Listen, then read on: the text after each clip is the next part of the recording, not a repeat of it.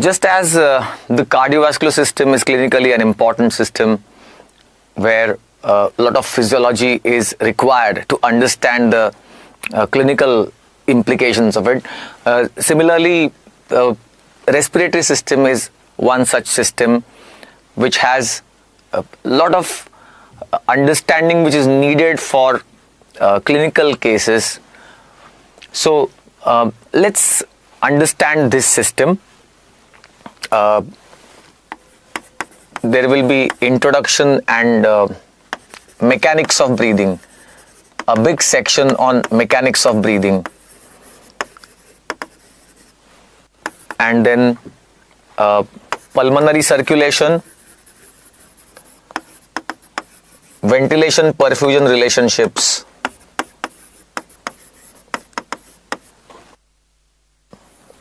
then a big section of gas transport, oxygen transport and carbon dioxide transport in blood,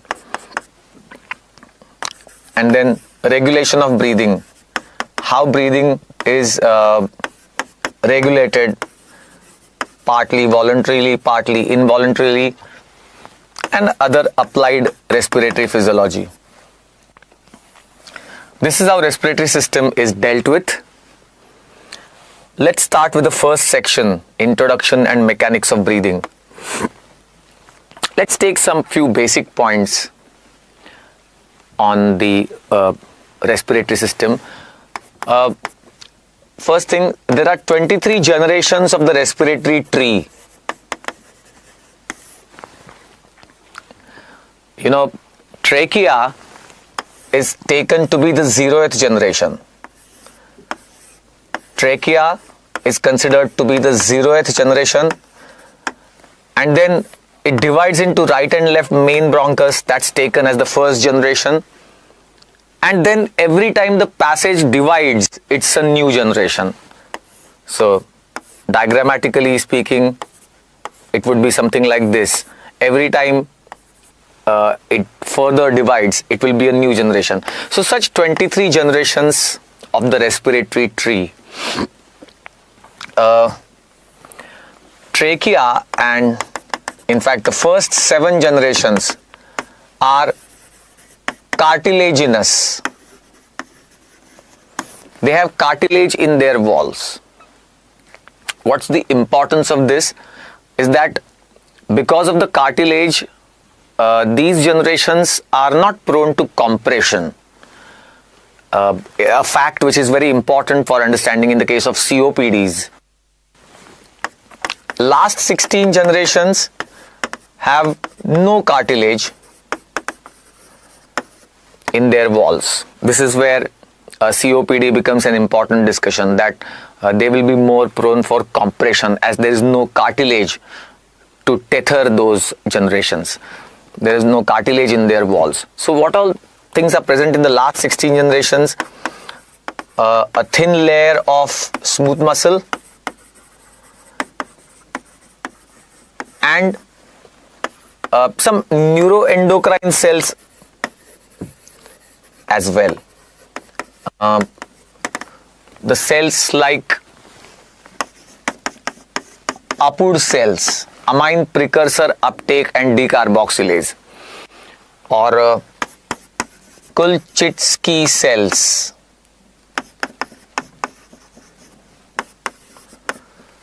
Kulchitsky cells, such cells found in these generations.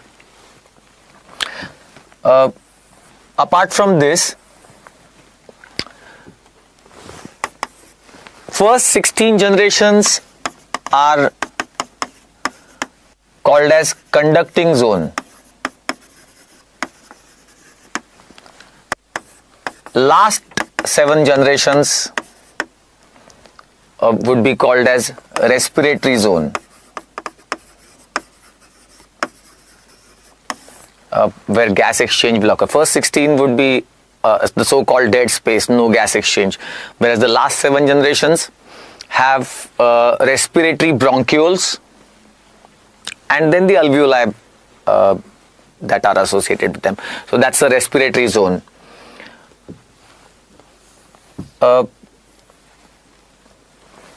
middle to lower generations have a cell called as Clara cell,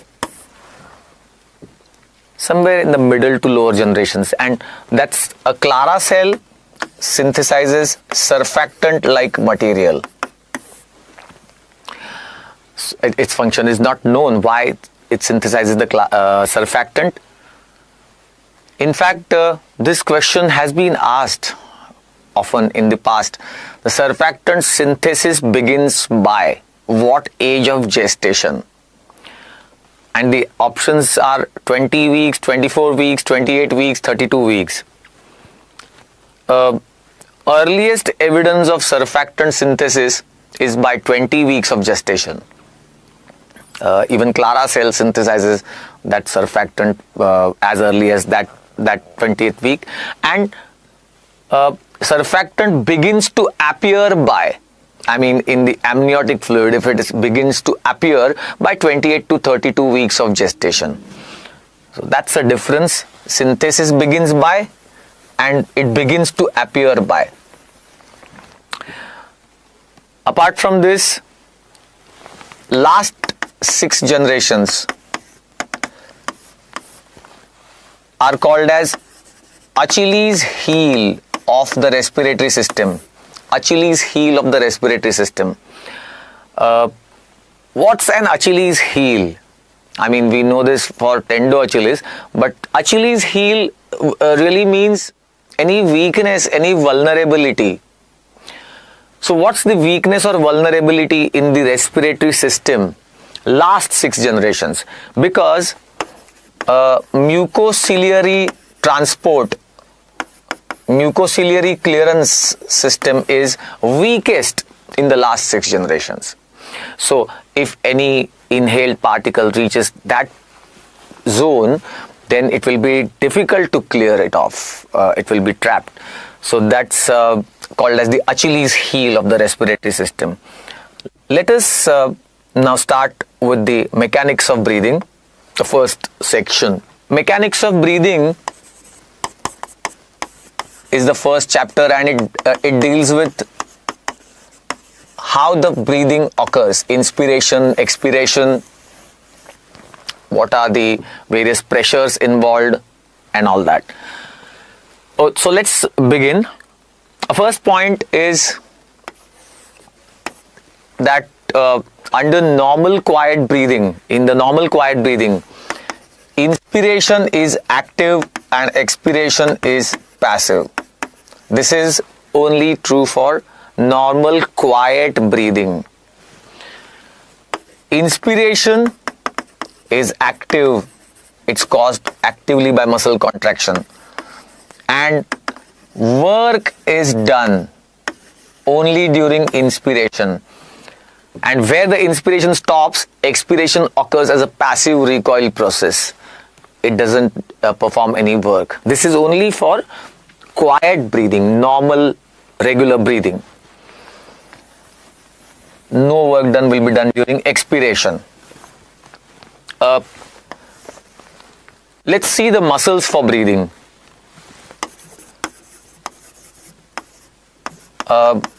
Basically, there are 2 muscles, diaphragm and external intercostals.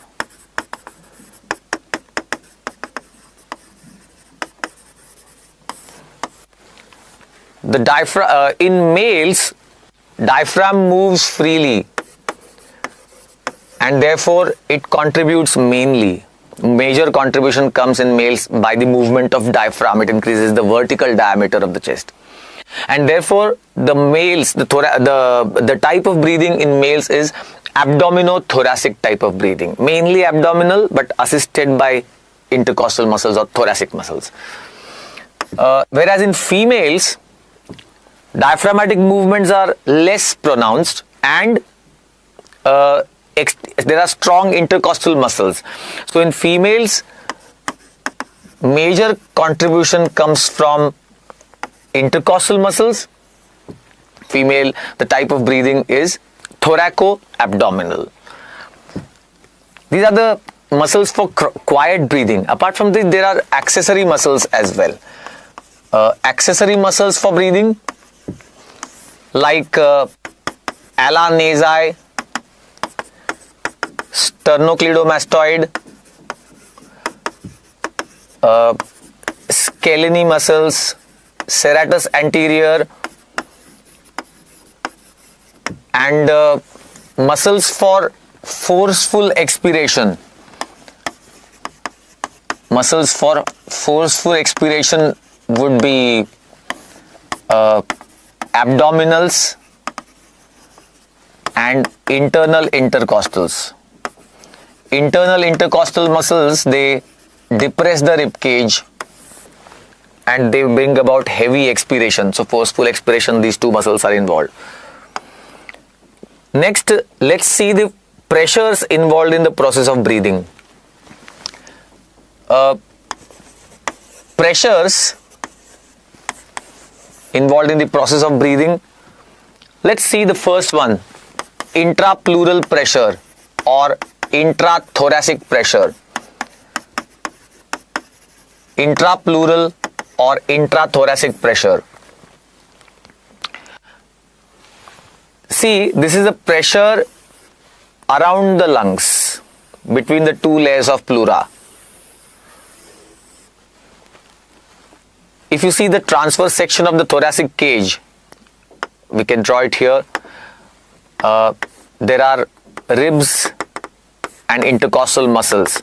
A transverse section of thoracic cage shown here. Intercostal muscles and ribs have been shown. So, there is parietal layer of the pleura and visceral layer of the pleura.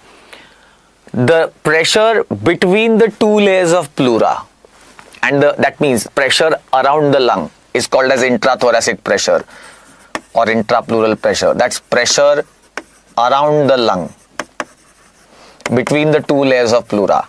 That's the first point. Second point is this pressure is mostly negative. Under most circumstances, this pressure is negative, except in forceful expiration.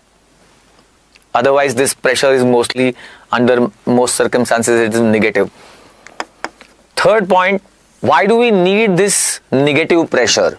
A vacuum like a pressure or negative pressure. Why do we need that?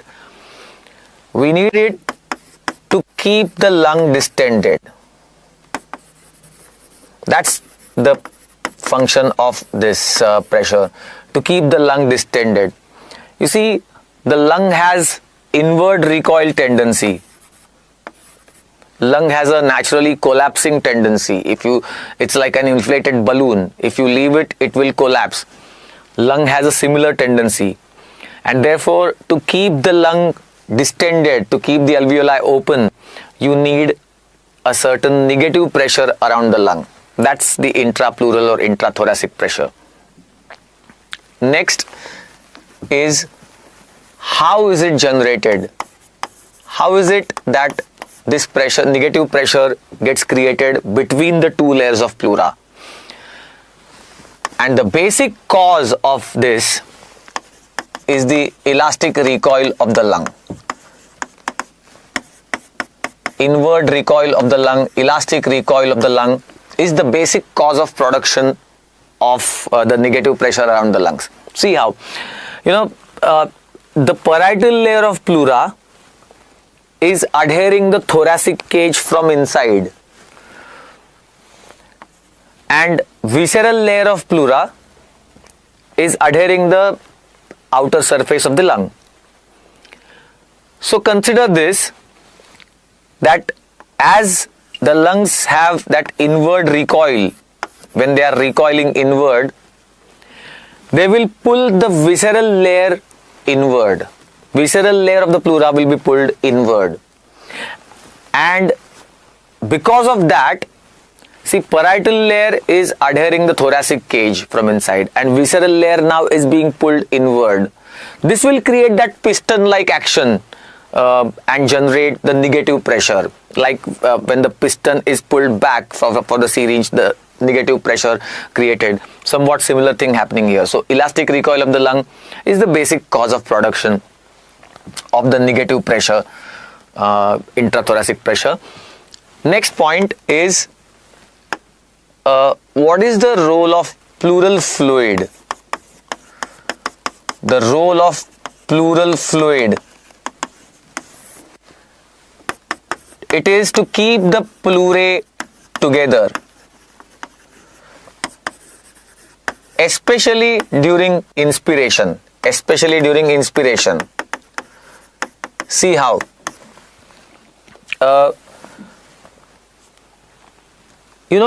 The thoracic cage, as the inspiration starts, the thoracic cage is going to move outward, and parietal layer of pleura, which is adhering the thoracic cage from inside, will also be pulled outward along with the thoracic cage as the inspiration starts. And we have already seen that lungs have inward recoil tendency, and therefore visceral layer is being pulled inward. That means as the inspiration starts, the two layers of pleura will be separated from each other, and that is prevented by the pleural fluid. You see, this is called as phenomenon of hydraulic traction. The pleurae will withstand this traction. They withstand the traction because of the presence of fluid between the two layers of pleura. This is something similar to the glass slides, for example. Imagine the glass slides. When they are dry, you can separate them easily. But when there is a layer of water between them, then they are stuck to each other. You can't separate them easily. They withstand that traction. And so, two opposing surfaces, they will remain adhered to each other due to the presence of fluid between them. That's what happening here. That when the inspiration starts and thoracic cage begins to move outward, parietal layer now will be pulled outward, and visceral layer now is stuck with the parietal layer, as we saw, because of the pleural fluid. So visceral layer of pleura now will go along with the parietal layer, and the lungs will begin to distend. That's what happens during inspiration, and that's the role of pleural fluid, to keep the pleurae together especially during inspiration. This pleural fluid, minimum pleural fluid is necessary, but what will happen if the fluid goes on increasing? So let's also see the role of lymphatic pump of the pleura. The role of lymphatic pump of the pleura. Minimum pleural fluid is needed to keep the pleurae together. But if the pleural fluid goes increasing, then that negative pressure will be dissipated. That vacuum, that negative pressure will be dissipated. That's where the role of lymphatic pump comes in. By draining away excess pleural fluid,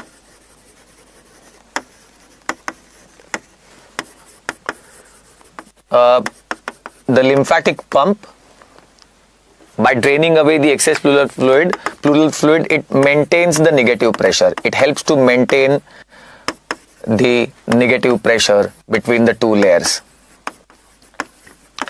As you are aware, you must have read this, the parietal layer of pleura is where the fluid is secreted, and visceral layer absorbs the fluid, and some extra fluid which is there will be drained away by the lymphatic pump.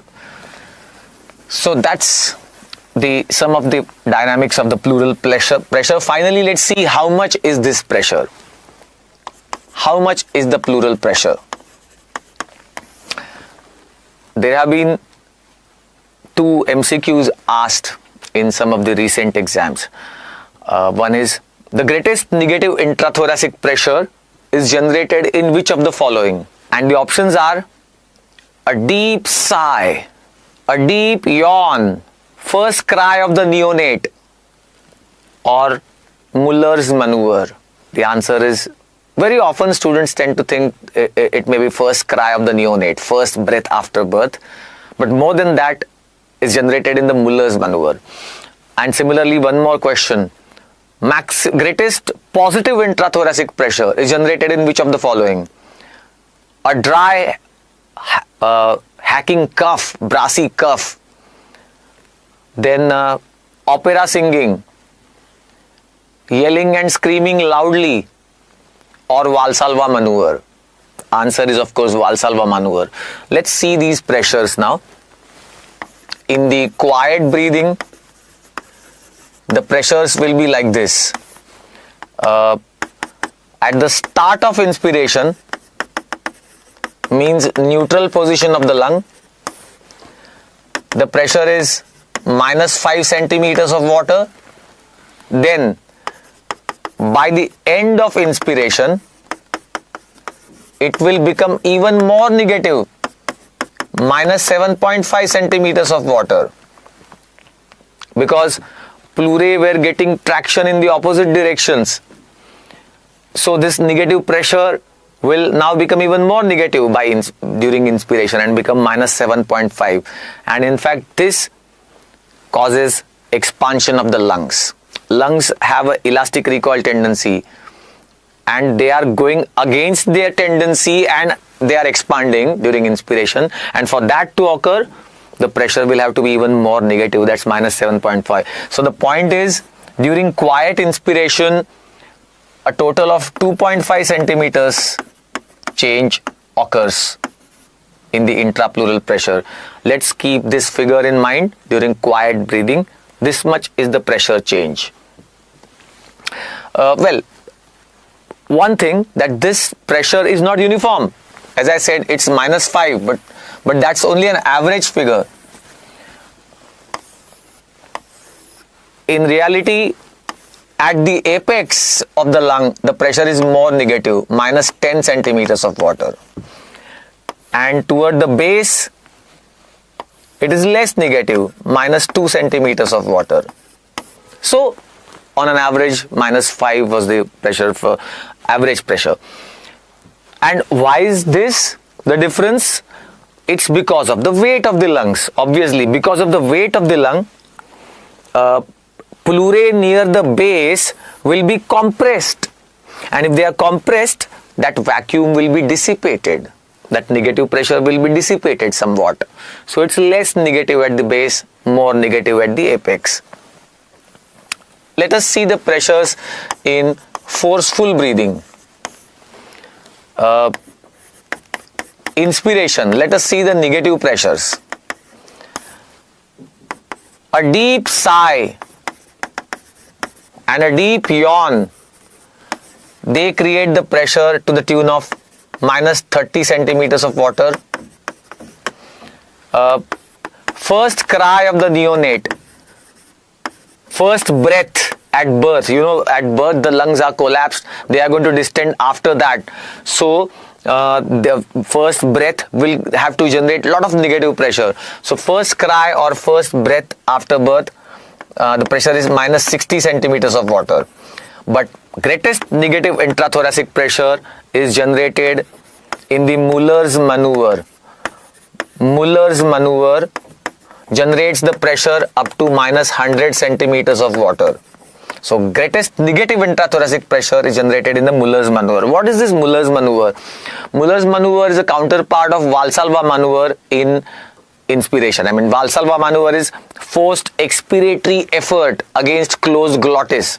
It's maneuver, patients are made to perform that maneuver sometimes. Similarly, Muller's maneuver is forced inspiratory effort against closed glottis. So that generates maximum pressure. Patients are asked to perform this maneuver for some pulmonary function tests. Let us see the positive pressures, forced expiration and positive pressures. A dry cough or a sneeze, spontaneous sneeze, can generate the pressures between +30 and +50 centimeters of water.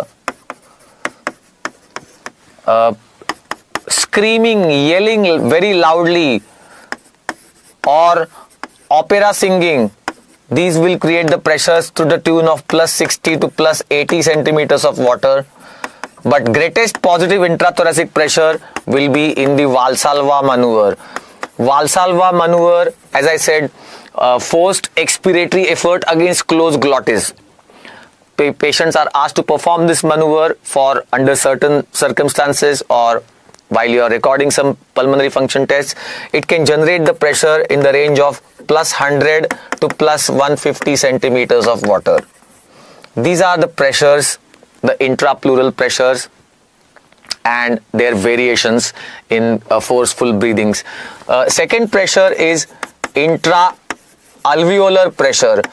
Intra-alveolar pressure, at the start of inspiration it is -1, at the start of expiration it is +1.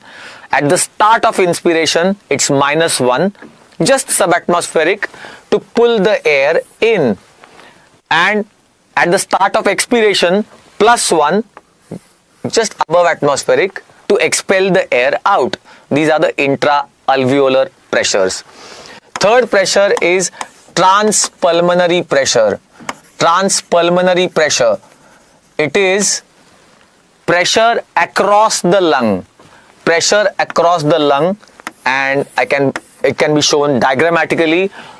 Pressure across the lung, this is just a diagrammatic representation. Therefore, transpulmonary pressure is alveolar pressure minus intrapleural pressure. That's the transpulmonary pressure, alveolar minus intrapleural pressure. As you can see in the diagram, alveolar minus intrapleural. That pressure difference is called as transpulmonary pressure, pressure across the lung. It is the transpulmonary pressure which opens the lungs during inspiration. It is minimum at the start of inspiration and it goes on widening. This difference will go on widening and that will pull open the alveoli. One more, transmural pressure. Transmural pressure. It's the pressure across the airway wall. Transmural pressure is pressure across the airway wall, and therefore it can be shown like this. This is the intrathoracic airway, and pressure across the airway wall means pressure inside the airway minus pressure just outside the airway. Now pressure just outside the airway would be the interstitial pressure.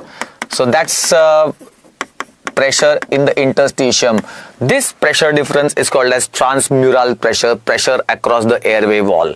So these are the various pressures in the process of breathing and in different types of breathing. That was the first point in the mechanics of breathing.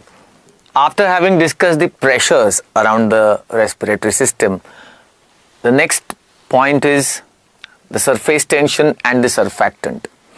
We have said that the lungs have collapsing tendency or natural elastic recoil tendency, inward recoil tendency. Why is that? That's because of the surface tension. Let's try to understand the surface tension first. Surface tension is about a liquid making an interface with air. Just diagrammatically, let's say these are the molecules of this fluid. The molecules which are beneath the surface, they have equal attracting tendencies from all directions. They are equally attracted from all sides. But the molecules at the surface, where they are making an interface with the air, because there is no liquid above, therefore there is extra attracting tendency towards each other for the surface molecules. There is an extra attraction towards each other so far as the surface molecules are concerned, and therefore surface attempts to shrink and a tension is built up in the surface. That's called as surface tension. Surface tension is measured by an instrument called as stalagmometer. Stactometer or stalagmometer is the instrument that records the surface tension.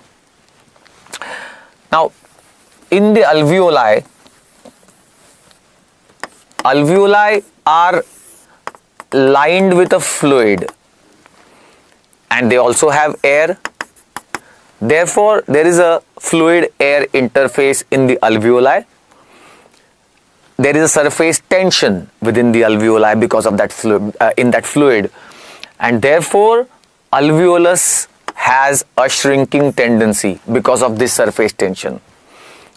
And since this is there in all the million alveoli of the lungs have elastic recoil tendency or inward recoil or collapsing tendency. That's because of the surface tension within the alveoli. Surfactant is a surface active agent, surface active material that reduces the surface tension. It's present in the fluid lining the alveoli and it decreases the surface tension. That means it decreases the collapsibility of the lung, and which means it increases the distensibility of the lung. Since it decreases the collapsibility, surfactant would increase the distensibility of the lung. Before we move on and talk about the surfactant, let's talk about the pneumocytes. Pneumocytes, the alveolar epithelial cells, the epithelial cells that line the alveoli. Three types. Type 1 pneumocyte, it covers 93% of the surface area of the alveolus, and its function is gas exchange. Gas exchange would occur across type 1 pneumocytes. Type 2 pneumocytes, they are present only over 5% surface area of the alveolus, and it is their job to produce the surfactant, synthesis of the surfactant. Just make another note that type 1 and type 2, see, type 2 is present over the 93% surface area of the alveolus. Type 2 is present only over 5% surface area, and yet they exist in a ratio of 1:1 in number. It means which cell must be smaller? Type 2 is a small cell, very small cell. It's present only on the 5% area of the alveolus, but in number it equals type 1. That means it's a small cell. Therefore, it could be packed in the small area, but number is large.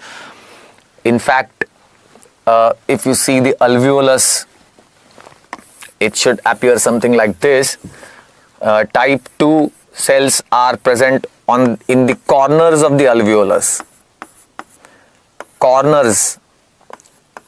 So only 5% area where the type 2 cells are present, and remaining 93% surface area is covered with type 1 pneumocytes, and their job is the gas exchange. Gas exchange would occur across type 1. In fact, another interesting fact that should be noted here is that during the development of the lung, entire surface area is covered with type 2 pneumocytes. They will be covering the entire alveolus. But then, at the time of birth, and as the lungs will begin to start functioning, then type 1 will replace type 2. Now, as the lungs have begun to perform the gas exchange, type 1 will replace quickly the type 2 cells. So 93% area is covered with type 1 now. But in later life, when there is injury to the alveoli, then type 1 will degenerate and type 2 will proliferate, as if they will claim their original space once again. They will reclaim their place again. That's called as phylogeny recapitulates ontogeny. That's how this change is described. type 2 will proliferate after the injury to the alveoli. Well, coming back to just finished this type 1, type 2 and type 3 cells as well. Type 3 pneumocytes. They are present over 2% surface area of the alveolus. And what's their function? They act as chemoreceptor cells. This is about the inhaled chemicals will be sensed by the type 3 pneumocytes. So far as the surfactant is concerned, the precursor stage for the surfactant, precursor stage is said to be tubular myelin. This is the precursor stage of the surfactant. When this is seen in the pneumocytes, that is the sign that surfactant synthesis has begun. And what are the constituents of the surfactant? Constituents, the major constituent, most important constituent is DPPC, dipalmitoyl phosphatidylcholine. Apart from this, there are other phospholipids and there are surface apoproteins. Surface apoproteins, 4 types: SPA, SPB, SPC and SPD. Their main job is that they regulate the surfactant turnover. They regulate the surfactant turnover. That is, surfactant is synthesized, then it is exocytosed and it will be spreading over the entire alveolus, and then it is endocytosed and degraded. All this turnover is regulated by surface apoproteins. And there are calcium ions. Calcium ions are needed for the faster spread of the surfactant. What's with this faster spread? You know, alveoli are constantly in the motion. They are distending during the inspiration, and as they distend, the surfactant needs to quickly spread over the entire surface. This is where calcium ions help. That's the composition of the surfactant. Let's see the functions of the surfactant. Surfactant decreases the collapsibility by reducing the surface tension, and it reduces the surface tension, reduces the collapsibility. That means it increases the distensibility, which is the compliance. So surfactant increases the lung compliance. That's the first important function. Second, surfactant helps to keep the alveoli dry. That's another function of the surfactant. You see, alveoli are lined with a fluid, right? It contains surfactant, and surfactant is lipid, it's oily. So it does not allow accumulation of water on the surface of the alveolus. That's one. And second is, in the absence of surfactant, it means there is a greater surface tension. Alveolus will have a shrinking tendency, and even as the alveolus has a shrinking tendency, it is likely to pull water from outside into the alveolus. So alveolus is likely to fill with water. That also is prevented by surfactant, by reducing the surface tension and reducing the collapsibility of the lung. And the third but most important function is surfactant stabilizes the alveolar system of interdependence.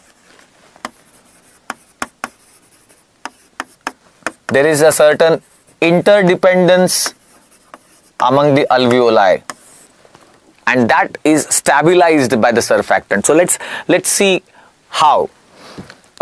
You see, the alveoli are connected to each other. The neighboring alveoli are connected to each other by the pores of Kohn.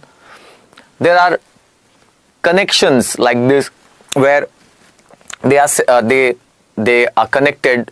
The neighboring alveoli adjacent to each other are connected, and respiratory bronchioles are also connected to the alveoli by canals of Lambert. So These are the connections, and alveoli are interdependent. How? These are the two neighboring alveoli. Alveolus being a hollow sphere, a hollow viscous, it obeys Laplace's law. It says P is equal to 2T upon R. So pressure in the wall of the viscous is directly proportional to the tension, but inversely proportional to the radius. Let's consider these two neighboring alveoli, one small and one large. And let us assume that they don't have surfactant, both of them. Well, before that, there is one quick MCQ. Which of the following structures would not obey Laplace's law? This question was asked in recent entrance exam. So, which of the following structures would not obey Laplace's law? And the options given were alveolus, bronchus, bladder and ureter.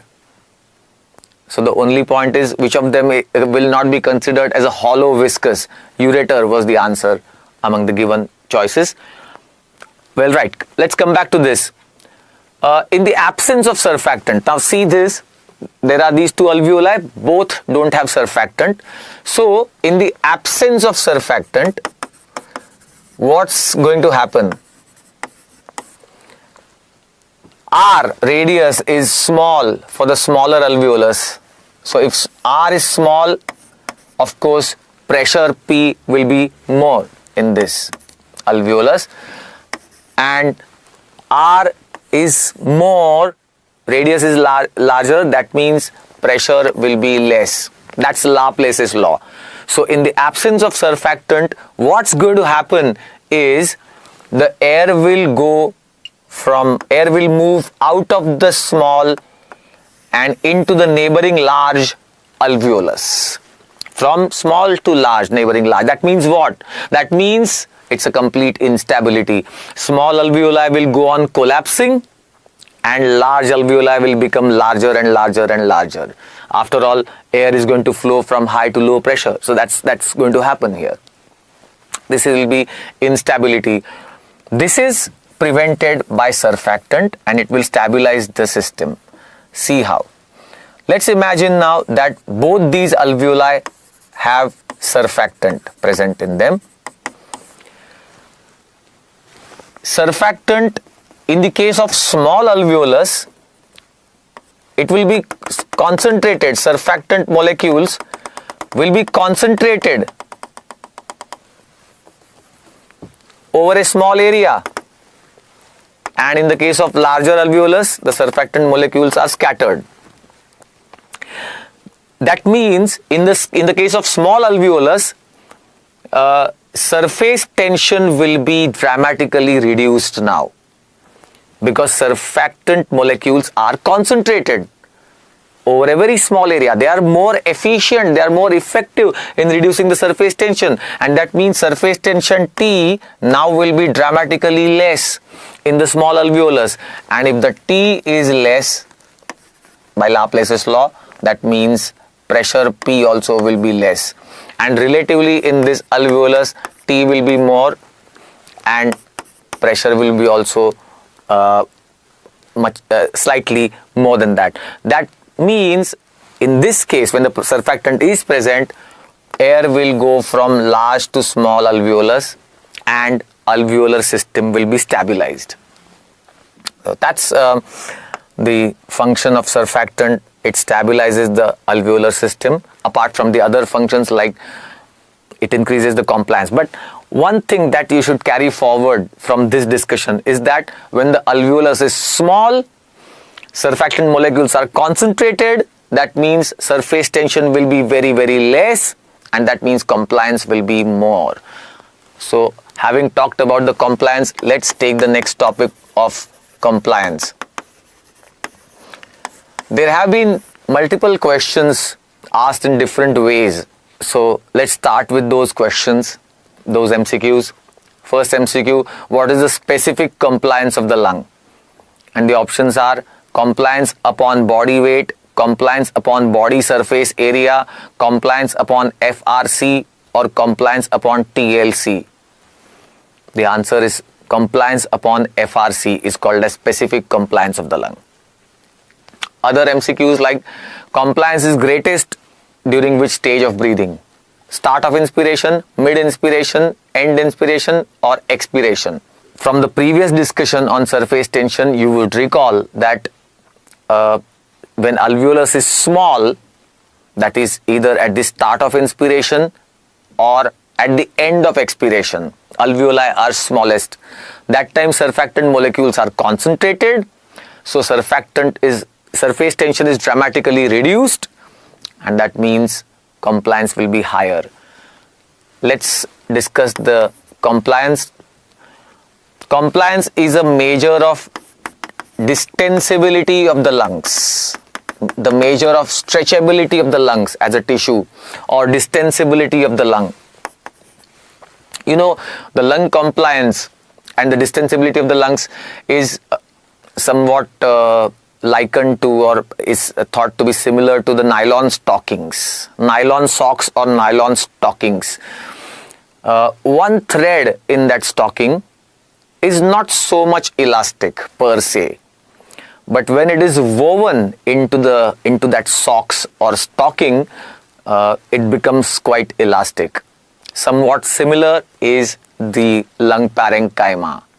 The individual fibers in it may not be that stretchable, but overall lung parenchyma becomes quite distensible the way it has been formed.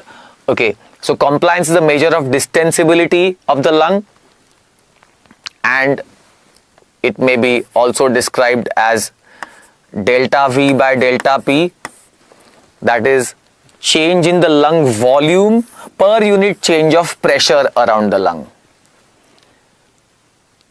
That's the lung compliance. That means if pressure is changed by this much, how much will be the distension of the lungs?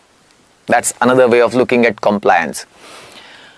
And compliance is inverse of surface tension. It's inversely related to surface tension. Surface tension is responsible for collapsibility and compliance means distensibility. There are three types of the lung compliance. First, the static compliance. This is when the lungs are stationary. Let's consider that the lungs are stationary. Let's take them out of the body and see how they distend. How much do they distend? That's the static compliance of the lung. They are not in the process of inspiration and expiration, just static lung. That's static compliance of the lung, and it's said to be 200 ml per centimeter of water. It means for every 1 centimeter of water pressure change, the lung distension will be by 200 ml.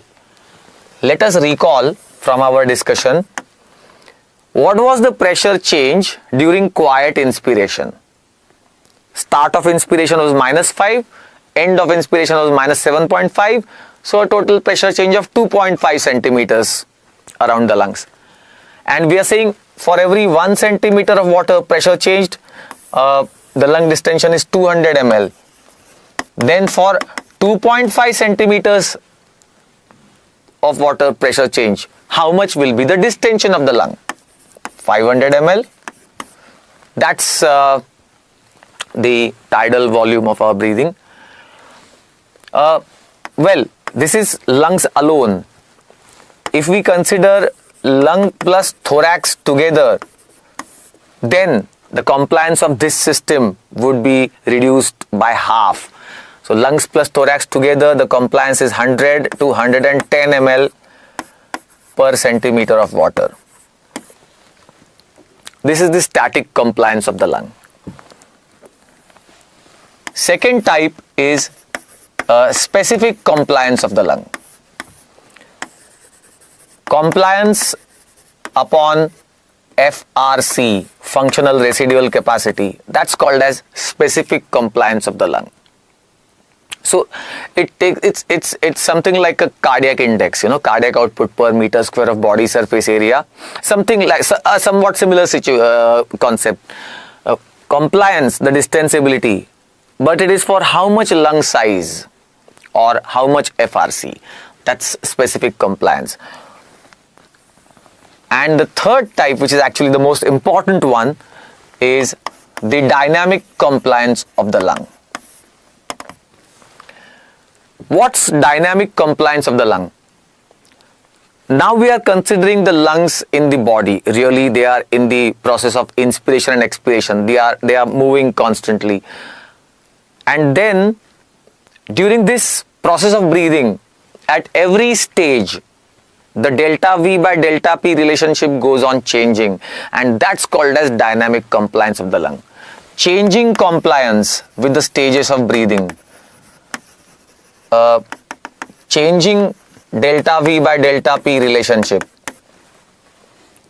with the stages of breathing. That's called as dynamic compliance. See how. At the start of inspiration,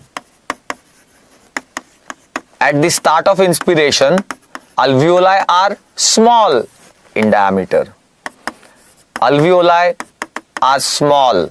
It means surfactant is concentrated over a small area, and that would mean surface tension is dramatically reduced, and therefore compliance is high.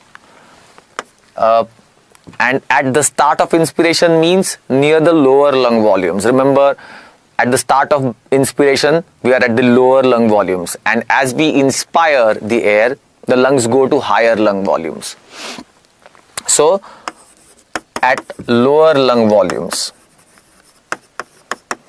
the compliance is high.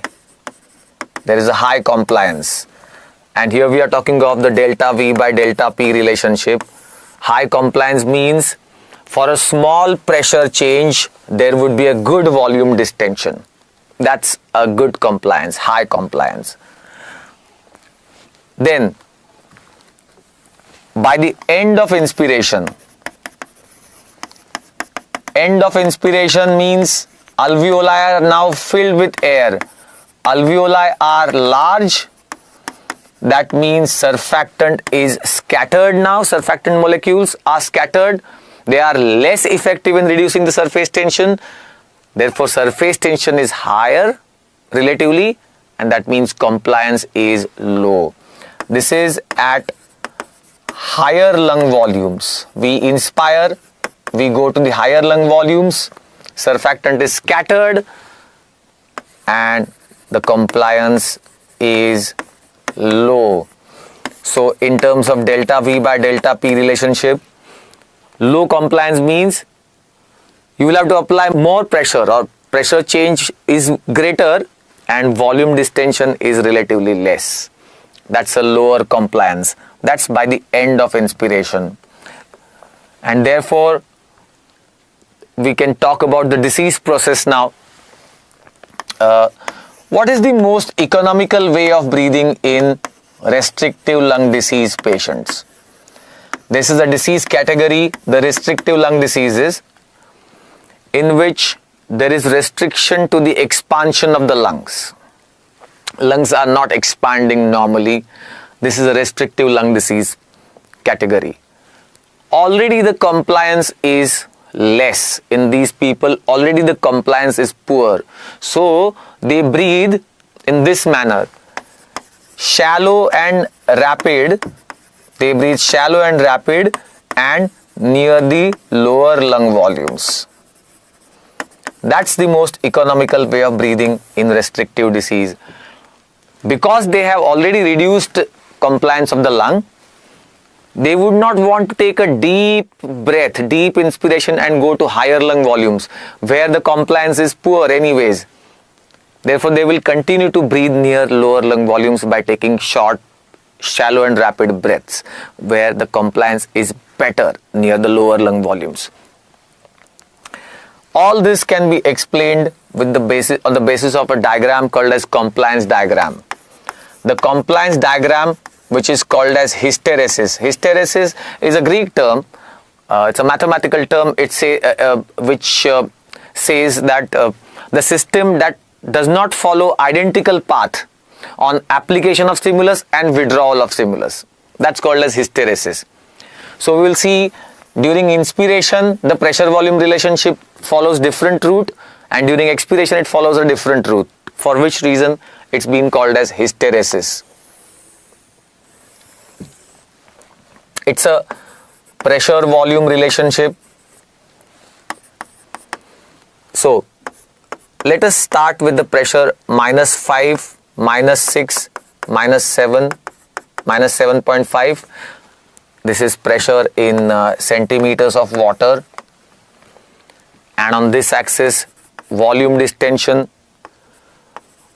let's say 250 and 500, and the compliance diagram should appear something like this. Inspiration and expiration. First of all, let's note a few points in this. Look at the steep portion at the start. The steep portion indicates a good compliance. A steep portion means for a small pressure change, the volume distension is good. That's a good compliance. And by the end of inspiration, this is inspiration. So by the end of inspiration, the curve has become flat almost. What is the meaning of that? It means pressure is increasing, but the volume is not going up. So for an increase in pressure, no change or very less change in the volume distension, that's a less compliance by the end of inspiration. Start of inspiration, steep portion, good compliance. End of inspiration, the curve has become flat, and that's a less compliance, poor compliance. Highest compliance is by the end of expiration. Curve is steepest by the end of expiration. This is a normal curve. Let us see the changes in this. Restrictive lung disease. The curve will come down like this. This is a restrictive lung disease. You can see that the curve has come down. What is the meaning of that? It's not going up on volume axis. So it means pressure is increasing, but lungs are not distending much. Volume is not distending. That's a poor compliance. And this therefore is the restrictive lung disease. Reduced compliance. How will the loop appear in the COPD, obstructive diseases? The other category of diseases called as COPD, chronic obstructive pulmonary disease or chronic obstructive airway disease. There is obstruction to the airways. And the curve should appear quite different in COPD. If this is the normal curve, compliance diagram, this is inspiration, this is expiration. Now see how it looks in COPD. First of all, please note that we have not started the axis, the pressure from 0. We have started from -5. If you have any other image in your mind regarding the compliance diagram and it may not match with this diagram, probably that diagram, the pressure axis started from 0. We have started straight from -5. Now COPD, the loop will appear something like this. Inspiration and expiration. This is expiration in case of COPD. So the first point that you should note, and don't get bothered by curve going to the other side of the axis. As I said, we have not started with 0. The first point that you should note is about the work of breathing.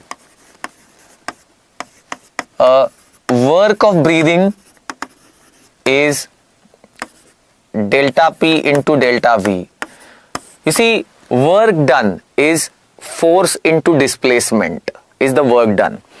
In the case of respiratory system, force is replaced with pressure change, and displacement is by volume distension of the lungs, and therefore P into V would be the work of, in the case of work of breathing, P into V will be the work of breathing, and therefore P pressure and V volume. P into V, that means area covered under a curve will give you that P into V and the work done during that process. So what you can see here is during the expiration more work is done. So let's recall, normally no work done during expiration. Work is done during inspiration under normal circumstances. But COPD is a group of disorders. It's a type of disease conditions in which airways are obstructed, they are narrowed, they are edematous, they are inflamed. And because of the narrowed airways, what happens is during inspiration, the negative intrathoracic pressure, the negative pressure will pull open the airways. So inspiration will be easy, but expiration, there will be a positive pressure. Intra-alveolar pressure will be positive, plus there will be recoil of the thoracic cage and of the lung. And because of all of this, there will be compression of the airways. Remember, airways are narrowed already, edematous, inflamed, obstructed, and this compression of the airways will make expiration very, very difficult. So the point I am making is, during COPD, in the normal patients, no work done during expiration, in normal, in health. But in COPD, in obstructive airway diseases, more work in fact is done during expiration, which is shown in this curve. More area covered under the expiratory curve. That means more work is done during expiration. This is the area under the inspiratory curve and remaining area covered under the expiratory curve. More area covered under the expiratory curve, that means more work done during expiration. That's classic COPD. Let us now quickly also talk about the work of breathing, since we have discussed it. What is work of breathing? This is in health. This is for normal individuals. In normal individuals, work of breathing has 3 fractions. And as I said, in normal healthy individuals, work of breathing is work of inspiration. And that work of inspiration has 3 fractions. First, compliance work. Work done to distend the lung parenchyma is called as the compliance work. Second is airway resistance work. Work done to overcome the airway resistance, 28%. And tissue resistance work. When you distend the lung parenchyma, the tissue, the connective tissue surrounding the alveoli needs to be stretched, and some energy is spent on that. That's called as tissue resistance work. These are the fractions of work in normal individuals during inspiration. For instance, in COPD, this fraction of the work will increase. Or the disease condition called as interstitial lung disease. When the lung interstitium will be fibrosed and there would be an interstitial lung disease. In this, the tissue resistance fraction will increase. More energy spent to stretch the surrounding tissue.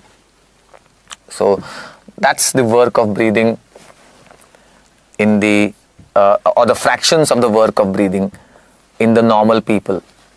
So we have finished one topic, compliance. Let us move on and see what is the most economical way of breathing in COPD and why. COPD patients, obstructive airway disease, we have already said that for them expiration is more difficult than inspiration. Inspiration, fine, the negative pressure will pull open the airways, but expiration, the airways will be compressed. There will be dynamic compression of the airways and there will be airflow limitation, severe airflow limitation if the airways are obstructed, narrowed. So how do the patients breathe? Breathing in COPD is like this, exactly opposite to that of breathing in restrictive disease. COPD patients breathe slow and deep and near the higher lung volumes. Remember, restrictive lung disease patients, they breathe shallow and rapid near the lower lung volumes. These patients breathe slow and deep near the higher lung volumes. They will take a slow and deep inspiration that will take them to higher lung volumes and they will continue to breathe near the higher lung volumes. To understand why they breathe like this, we need to understand a small concept, and that concept is of equal pressure point. Equal pressure point. Let us try to understand how the breathing occurs normally and then apply that to the patients of COPD. So here is just a diagrammatic representation of our respiratory tree. This is in health. This is in normal individuals. Let's try to understand the concept of equal pressure point. Imagine this, the person who has taken maximum forceful inspiration and now he is starting the forceful exhalation. The starting point, the alveolar pressure at the starting point for expiration, let's say about plus 20. We saw in normal quiet breathing, the intra-alveolar pressure is about plus 1 at the start of expiration. Here it was a maximum inspiration followed by forceful expiration. So intra-alveolar pressure will be much more positive. Let's say it is plus 20. Pressure at the outlet, pressure at the mouth is 0. That's the atmospheric pressure. So what's going to happen is, from alveolus, as the air starts coming out, the pressure head will drop gradually. Pressure head will dissipate. Let us also assume that there is a tissue pressure all around. There is a tissue pressure, interstitial pressure or tissue pressure. Rather, let's say plus 6. Now let's understand this. As the air starts coming out with forceful exhalation and the pressure head drops, gradually dissipates, the pressures will be plus 18, plus 16, plus 14, plus 10, plus 8, plus 6, plus 6. At this point, during expiration, at this point, pressure inside the airway and pressure just outside is equal. This point is called as equal pressure point. The point at which the pressure inside the airway and pressure just outside is equal. What is the meaning of that? The meaning is, see, beyond this point upward, the pressure inside the airway would be plus 5, plus 4, plus 3, like that. Means, and the pressure outside is plus 6. That means now for the remainder expiration, beyond this point, the pressure outside is more and therefore there is a possibility of dynamic compression of the airways. The remainder expiration would be laborious if there is a compression of airways. That's the concept of equal pressure point. Point in the respiratory passage at which pressure inside the airway and pressure outside is equal, and that means beyond that point upward during exhalation, pressure outside is going to be more.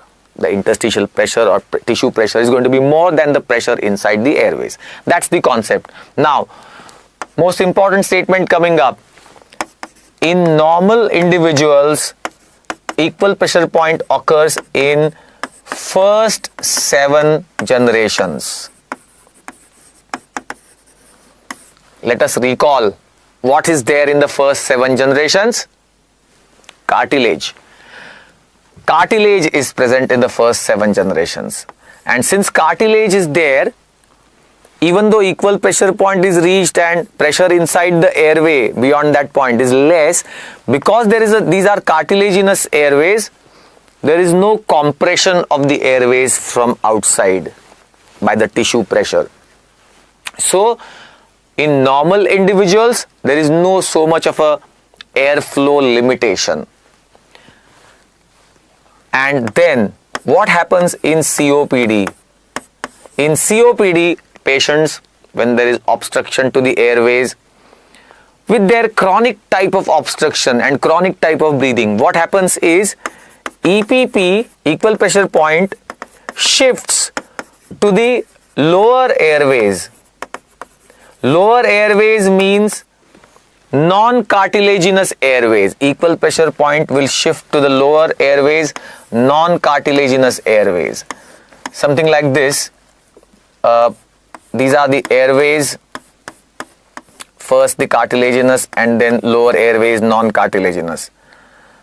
So let's assume that equal pressure point has shifted somewhere down to the non-cartilaginous airways.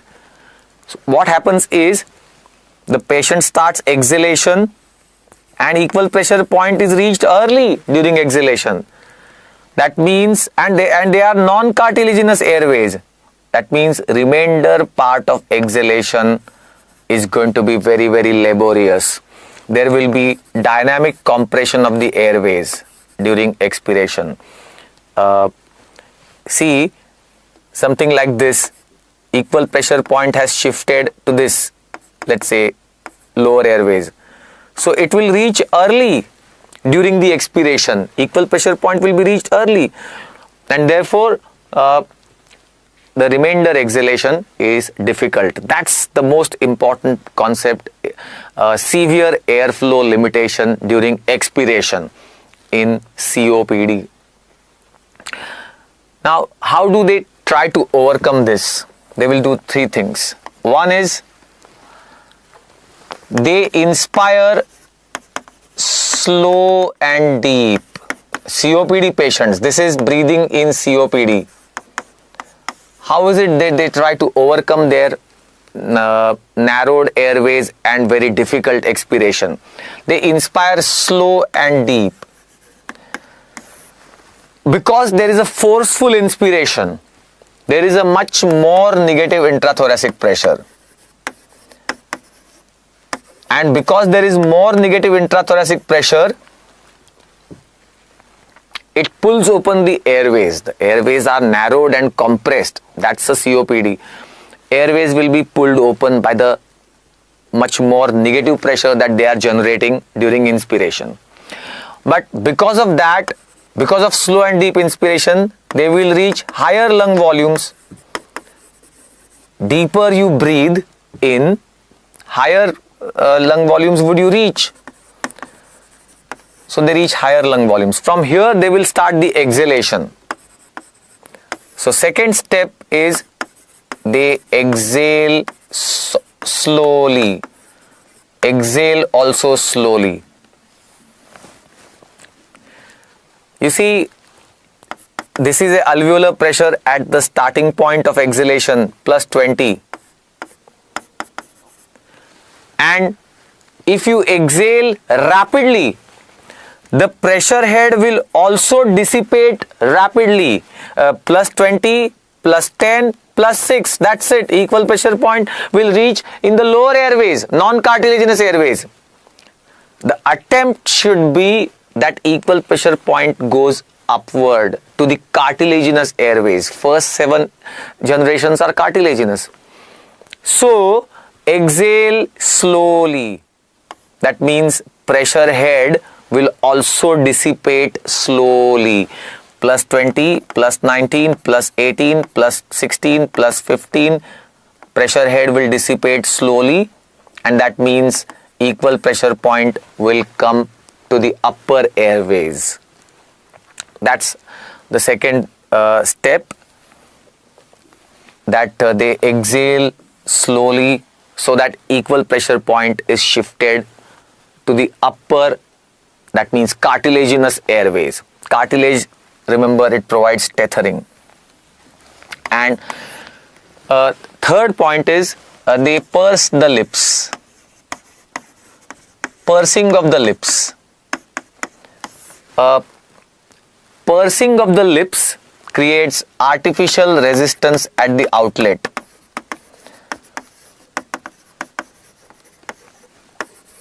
And this helps to open the airways during exhalation. Imagine this, that they will apply the pressure from below during exhalation, means forceful exhalation, so pressure is being applied from below.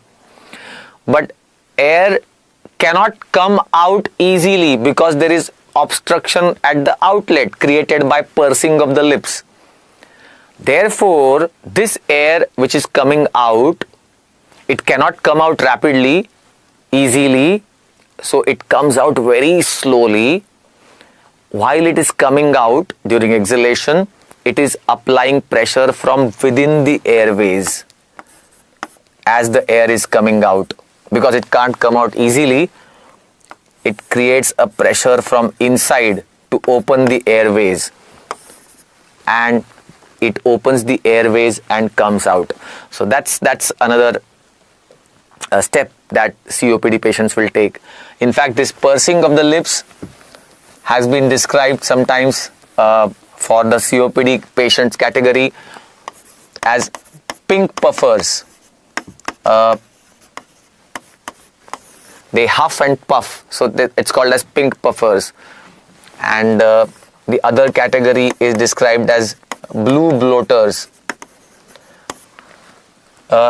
These categories have been named for two COPD diseases, emphysema versus chronic bronchitis. Emphysema versus chronic bronchitis. Chronic bronchitis individuals, they will be edematous and cyanosed. So blue, that's cyanosed, and bloaters, that is edematous, bloated. Whereas emphysema patients would be pink, that is they are not cyanosed, and that this huffing and puffing, pursing of the lips, that's pink puffers. This is about the concept of equal pressure point and breathing in COPD. Let's talk about the lung volumes and capacities. The next important topic in mechanics of breathing would be lung volumes and capacities. Very often it is felt that it's a very straightforward topic, but it needs a lot of understanding. Let us start with a few MCQs. First one, residual volume was to be measured in a patient, and it was done by helium dilution method. Patient started breathing into the spirometer, which was filled with helium. Initial helium concentration was 10% in the spirometer. Final helium concentration was 6%. Now, if the volume of spirometer was 2 liters then how much is the residual volume? That's one MCQ related to the lung volumes and capacities. Second, residual volume in another patient was to be measured by nitrogen washout method. And it was found that in the patient's residual volume, the volume of nitrogen was found to be 800 ml. Then how much is the residual volume? And the options are 800 ml, 1000 ml, 1600 ml, 2000 ml. What will you think in this? The least that you can think is, I'm saying in the patient's residual volume, the nitrogen volume is 800 ml. So how much is the residual volume? It's very obvious. In all our inspired volumes, 80% volume is that of nitrogen. So in all our lung volumes, 80% volume roughly will that be of nitrogen. So if I say nitrogen volume is 800 in the residual volume, then residual volume itself would be 1000 ml. The 80% of 1000 is 800. Nitrogen volume 800 ml, that means the entire volume is 1000 ml. One more MCQ was this. With each quiet inspired breath, how much fraction of the existing alveolar air will get replaced, will get exchanged? There is air in the lungs. Then we take a new inspiration. Some of that air goes to the lungs and some air from the lungs comes out. This is the exchange, replacement. How much is this fraction in each breath which is getting replaced, the lung air getting replaced? And the options are half, 1/3, 1/7, and 1/10. The answer is 1/7. You see, at the end of our quiet expiration, the lungs are at functional residual capacity, that is 2300 ml. Then we take the next fresh inspiration, quiet inspiration, about roughly 500 ml. That's our quiet breathing. Out of this 500 ml, roughly 150 stays in the dead space and 350 ml reaches the alveoli. Now this 350 ml which we have inspired in the fresh breath, that 350 goes to the alveoli, and alveolar 350 ml will start coming out with expiration. It will mix with the dead space of air of 150. So that 350 from the alveolus and 150 of the dead space, and 500 will come out. So that means 350 ml of air is getting exchanged with each breath. But 350 out of how much which was already present? That was 2300 ml present. That means 1/7 fraction of the air is getting replaced with each breath. 350 out of 2300 ml. One more MCQ was asked in one entrance exam. Closing volume of the lung is, and the options given are 10% below the residual volume, same as residual volume, just above the residual volume, or it approaches functional residual capacity. What's the closing volume of the lung? The answer is just above the residual volume. Let us try to understand all these aspects of lung volumes and capacities. Let's start. First of all, lung volumes and capacities are measured by Hutchison's spirometer. The instrument that records them is the Hutchison's spirometer. For volumes, there are 4 lung volumes and 4 capacities. First, the tidal volume, 500 ml. The amount of air that we can inspire or expire with each quiet breath. That's our tidal volume. Tidal volume, we inspire 500, expire 500. Inspire, expire. This is 500 ml. Next, There are two reserves. This is quiet breathing. We inspire quietly and exhale quietly. We take in 500 ml, we exhale out 500 ml. That's a quiet breathing. Now there are two reserves, one for the inspiration, one for the expiration. So next is inspiratory reserve volume, 3000 ml. The amount of air that we can maximally breathe in beyond quiet inspiration. So watch it here. This is a quiet inspiration, it ended here. Beyond that, whatever we can inspire with forceful inspiration, that is our inspiratory reserve volume. We don't take it normally, but if we decide to have a forceful inspiration, how much can we take over and above the tidal inspiration? That's called as inspiratory reserve volume. Next, expiratory reserve volume, 1100 ml. The amount of air that we can forcefully breathe out beyond quiet expiration.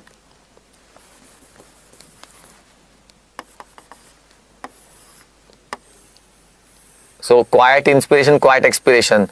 Whatever we can forcefully breathe out beyond quiet expiration, this will be our expiratory reserve volume, 1100 ml.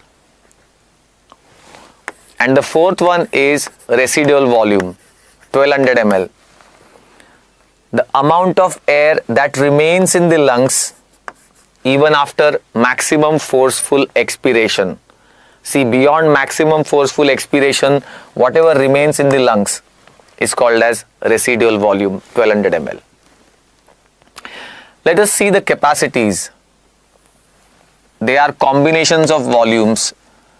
So first one, inspiratory capacity. It is the total volume of air that we can inspire. Total volume of air that we can inspire. So we can inspire tidal volume and inspiratory reserve volume. Therefore, addition of these two will be our inspiratory capacity.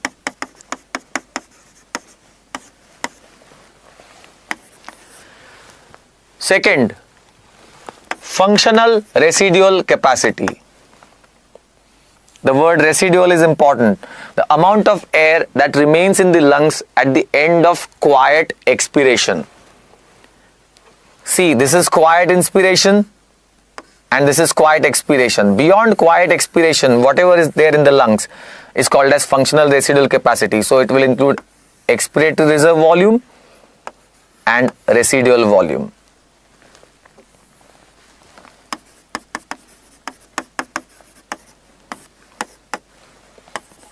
Third, vital capacity. It is the amount of air that we can maximally exhale out after first maximally inspiring in.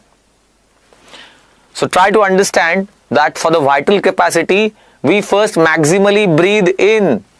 That means we need a maximum distension of the lungs first. And then after that, whatever we can bring out will be our vital capacity. But I want you to remember this, that in order to generate the vital capacity, or in order to exhale out the vital capacity, first we need a maximal breathe in. We need to distend the lungs maximally first. So we breathe in maximally, we inspire tidal volume and inspiratory reserve volume. That's maximal breathe in. Now whatever we can bring out is called as vital capacity. So that will include inspiratory reserve volume plus tidal volume plus expiratory reserve volume.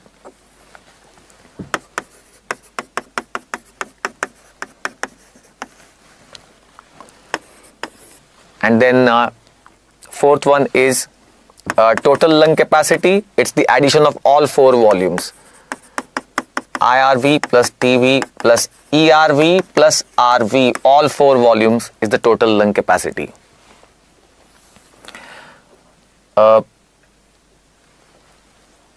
Let us also understand the closing volume of the lungs in this diagram.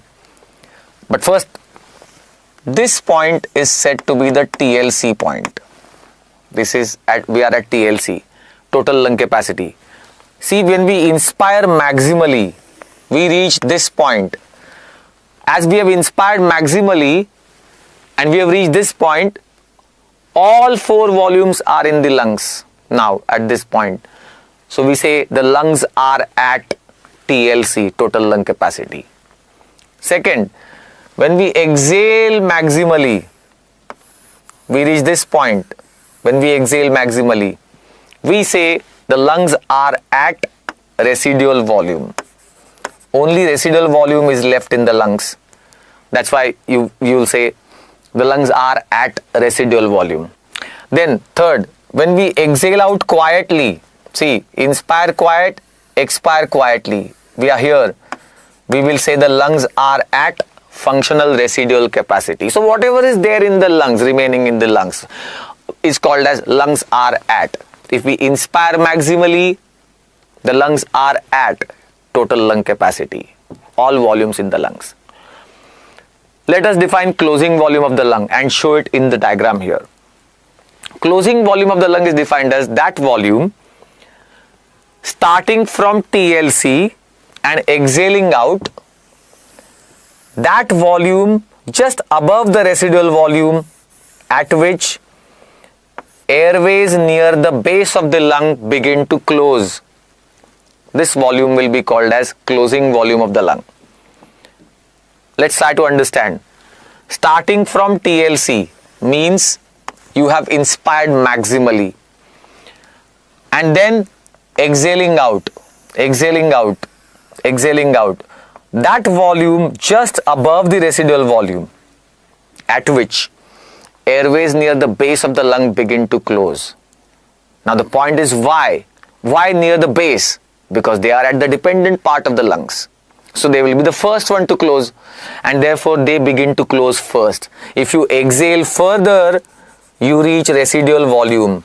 You can't breathe beyond that point. You can't exhale out beyond that point. That much will always remain in the lungs. But that's called as closing volume of the lungs, just above the residual volume. When you have reached, you have started exhaling out from TLC and you have reached this point, and airways near the base will begin to close because they are at the dependent parts of the lungs. Weight of the lungs will compress them first. They will be the first one to close. That's closing volume of the lung.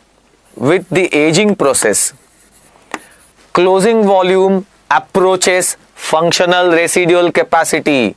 See, normally closing volume is near the residual volume, somewhere here. But with aging process, it approaches FRC, functional residual capacity. What is the meaning of that? The meaning is that with aging process, there is airway remodeling. And because there is airway remodeling with the aging process, every few years, the closing volume is going to go up. Means what? Means after a few years, start from TLC and exhale out, and you reached here and the closing volume has come. After next few years, starting from TLC and come here and the closing volume has come.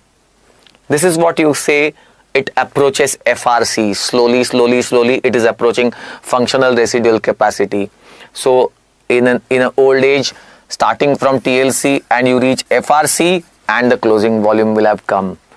So that's the closing volume of the lung. Next point, what are the volumes and capacities which we can't measure by spirometry? With the spirometry, we cannot measure the residual volume because it always remains in the lungs. It cannot be breathed out into the spirometer. It cannot be measured by the spirometer. And for that we have two methods. Helium dilution method and nitrogen washout method. And the principle for both these methods is a simple one. For example, nitrogen washout method. What's the principle? The principle is, in all our volumes, 80% volume is that of nitrogen. So even in our residual volume, 80% volume will be that of nitrogen. So if you know the nitrogen volume, you will know the residual volume as well. Helium dilution method, or for instance, for that matter, any dilution methods, a simplistic formula that can be used is C1V1 is equal to C2V2. Basically, helium concentration is going to be diluted by your residual volume. So if you know initial and final helium concentrations C1 and C2, and if you know the volume of the spirometer, you will be able to calculate the residual volume, that will be V2. So these are the methods to measure the residual volume, which can't be measured by spirometry. Since we have talked about the vital capacity, as I mentioned already, vital capacity needs a distension of the lungs first, and then you exhale out. Therefore, vital capacity is decreased in the diseases called as restrictive lung diseases. Restrictive diseases, there is restriction to the expansion of the lungs, and therefore vital capacity would be decreased. Then there is timed vital capacity. Timed vital capacity. As you are measuring the vital capacity, as you are exhaling out the air, it is fractionated against time, and that's called as timed vital capacity. FEVT, sometimes called as forced vital capacity as well. FEV1 is 83%. That is fraction of the vital capacity that comes out by the end of 1 second of your exhalation. By the 1 second of exhalation, 83% of the vital capacity comes out. FEV2 will be 93%. 93% of the vital capacity will come out by the end of 2 seconds of exhalation. And FEV3, 97%. 97% of the vital capacity will have come out by the end of 3 seconds of exhalation. We have already seen that in COPD, the airways are obstructed and exhalation becomes more laborious, and therefore timed vital capacity decreases. So FEV1 less than 70% is an indicator of obstruction. It is seen in COPD, and therefore the ratio of timed vital capacity to vital capacity, this ratio is discussed. When this ratio is decreased, it is in COPD because there is decreased timed vital capacity, and this ratio is increased, which means what? Which means vital capacity has decreased, therefore the ratio of this has increased. This happens in restrictive lung disease. So that's a timed vital capacity. But apart from that, I mean, FEV1 less than 70% is an indicator of obstruction because there is exhalation is difficult, and that's a sign of obstruction, COPD. But there is a more sensitive indicator of small airway obstruction. If you want to know whether the obstruction is in the smaller airways, see, when we inspire the air, it first goes through the larger airways, then smaller airways, and then in the end come the alveoli. That means middle part of our breathing, middle part of expiration or inspiration would be from the smaller airways. So there's an indicator called as maximum mid expiratory flow rate, MMFR, maximum mid expiratory. As I said, middle part of expiration tells us about the middle part of the airways or small airways. First air that comes out during expiration is from the larger airways. Middle part of air that is coming out is from the smaller airways. And last part is coming out from the alveoli. That's how exhaled air comes out. So middle part is what we want to see for small airway obstruction. It's called as maximum mid-expiratory flow rate. Sometimes also called as FEV 0.25 to 0.75. FEV 0.25 to 0.75. Maximum mid-expiratory flow rate or FEV 0.25 to 0.75. It can be calculated like this. FEV1 will be divided into 4 equal parts and middle 2 parts are taken, because middle 2 parts, they are indicating small airway air that is coming out. So middle 2 parts of the FEV1 divided into 4 equal parts. That's FEV 0.25 to 0.75. The normal maximum mid-expiratory flow rate is 3 to 3.25 liters per second. Remember, airflow velocity is measured in liters per second. It's a airflow velocity or airflow rate. So it's in liters per second. And if it decreased, it's a most sensitive indicator of small airway obstruction, intermediate sized bronchi or small airways. These are some of the lung volumes and capacities. Based on this understanding now, we can discuss the flow volume loops. There have been questions asked on the flow volume loops, whether the flow volume loops were shifted to the right in what? COPD or restrictive disease. Let's try to figure out by understanding the normal flow volume loops. First of all, this is not a graph. The flow volume loop is not a graph. It is a loop obtained. The patient is asked to breathe in a certain way and the loop is obtained by that. I mean, it's not a plotted graph. Try to understand that. So, on the vertical axis, we have we have airflow velocity. For example, here it is inspiratory flow rate, liters per second. When the patient breathes in maximally, the loop will come from below and it will show the airflow rate during inspiration.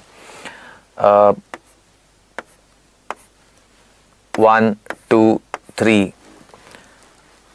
You can note here that peak inspiratory flow rate is about 3 liters per second.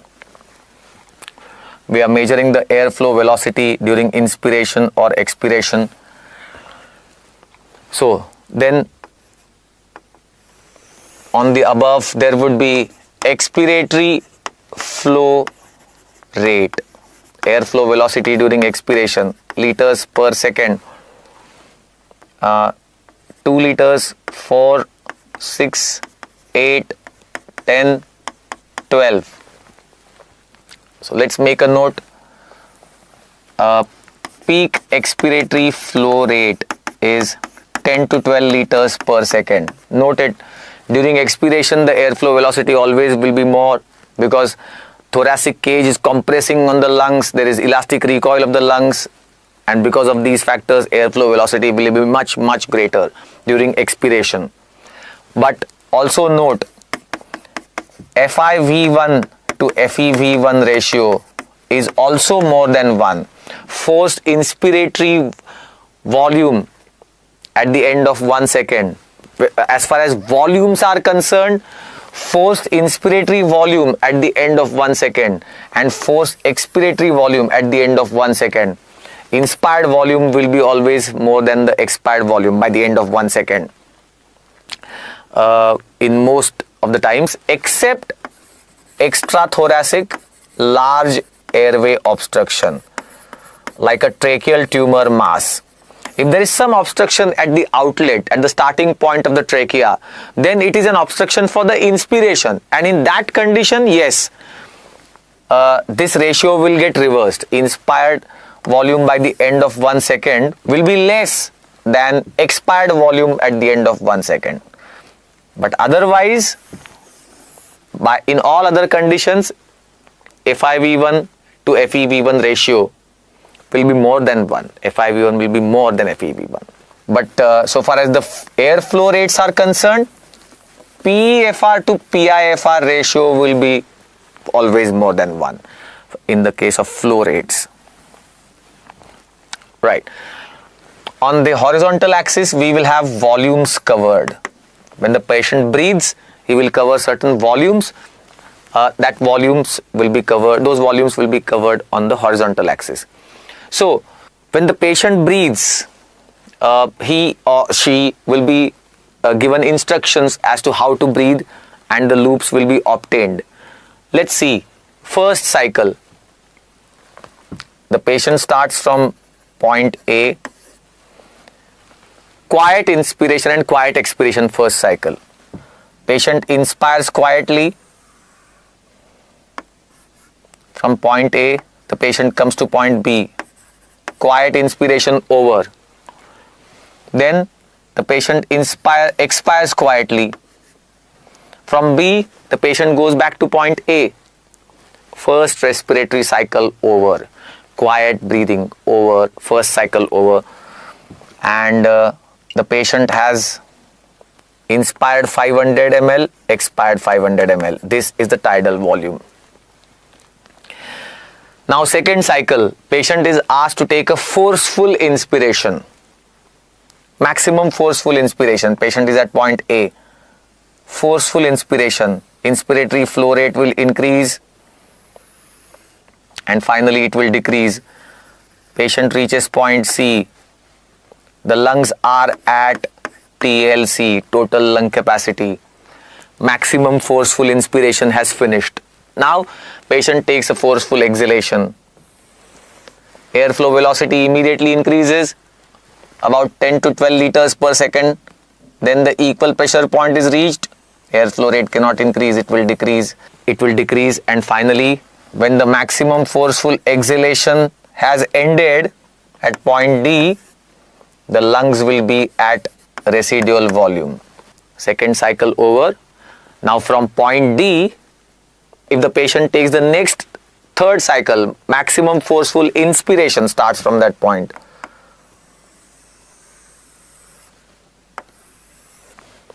Inspiration from D to C, expiration will be from C to D. That's how flow volume loop will be obtained further. Let us try to see some normal points in this. And first, please therefore note that this is not a plotted graph. This is an obtained loop, and therefore higher volumes are on this side and lower volumes are on that side. For example, if I say the flow volume loop was shifted to the right, what will be your understanding?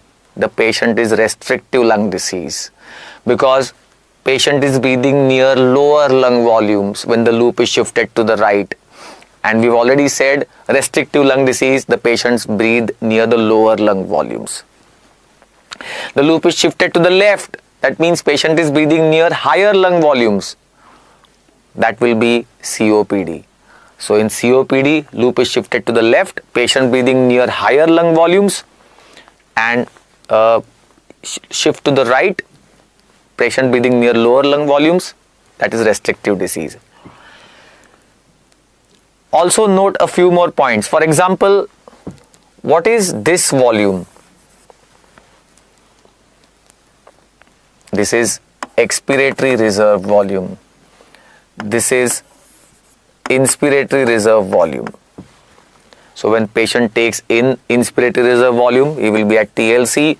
Patient exhales out maximally, patient will be at RV, residual volume. So this will be expiratory reserve volume. This is the tidal volume, quiet breathing 500 ml or whatever is measured on the horizontal axis.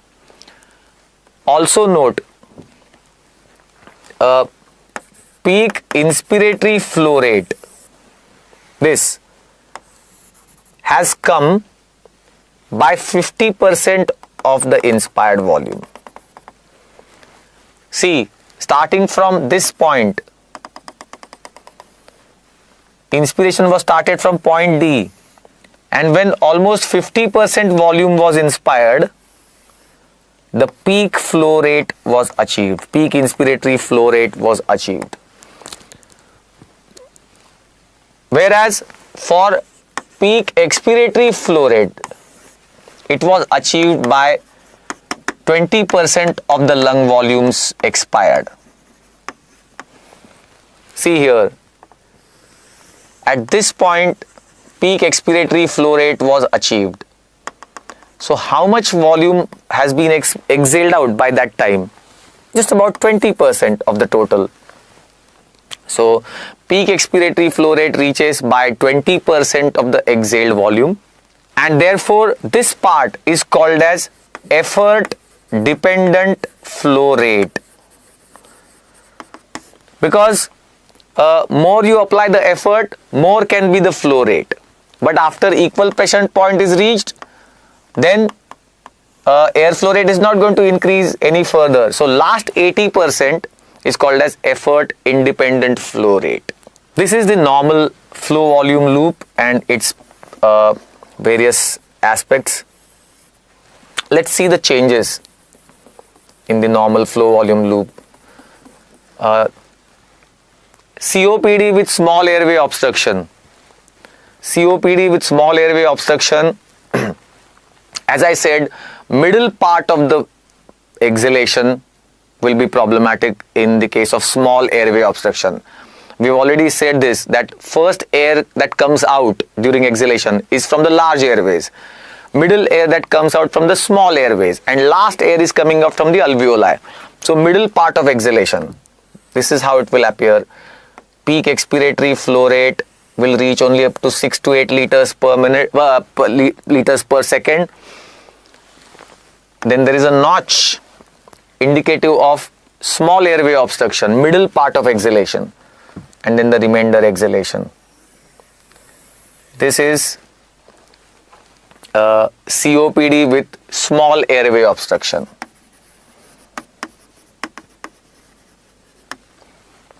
Second change would be, let's try to see what happens with tracheal tumor mass, large airway obstruction, extrathoracic large airway obstruction, like a tracheal tumor mass. We have already said that when there is a extrathoracic large airway obstruction, like a tracheal tumor mass, this is the obstruction at the starting point of inspiration, and therefore extrathoracic large airway obstruction will look like this.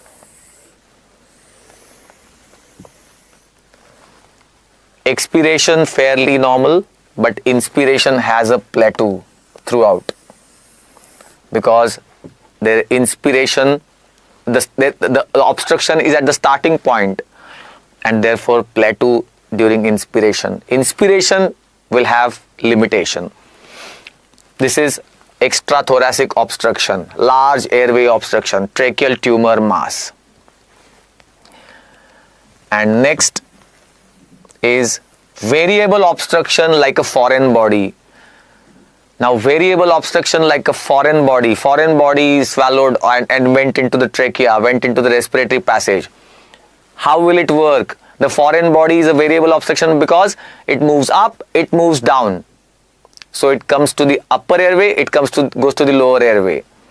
That means it will be obstruction for the inspiration, it will be obstruction for expiration. It depends where it is moving, how it is moving, and therefore both inspiration and expiration will show the plateau. It's a variable obstruction. It obstructs large airway, it obstructs small airway, it goes up, down. So it is obstruction for inspiration, obstruction for expiration. Maybe for different respiratory cycles, though not in the same cycle, but yes, it will be an obstruction for both inspiration and expiration. Now, these are the various dimensions of flow volume loops, the normal and in the disease process. Let's take just two more points in mechanics of breathing. One is dead space. There was this MCQ. One patient went to the pulmonologist for his PFT to be done. The patient was weighing 200 pounds and his PFT started. How much will be his dead space volume? And the options are 100 ml, 150 ml, 200 ml, 300 ml. Very often we tend to go to the 150 ml option because that's how it is given in the books. Normal dead space volume is 150 ml. That's not correct entirely because not everyone has the same volume. Imagine a small newborn infant and a huge obese adult will both have the same dead space volume. Their airways volume will be the same. No, it can't be. Therefore, remember the normal dead space volume is about 1 ml per pound of the body weight. 1 ml per pound of the body weight. So, a 70 kg healthy adult, 70 kgs is roughly about 150 pounds and 150 pounds is 150 ml. That's how it is 150 ml. But remember, dead space volume is that volume where gas exchange does not happen. It's 1 ml per pound of the body weight. Two types of dead space.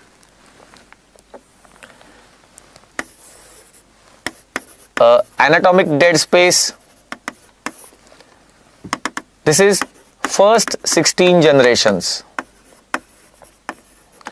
This part does not have the epithelium for gas exchange.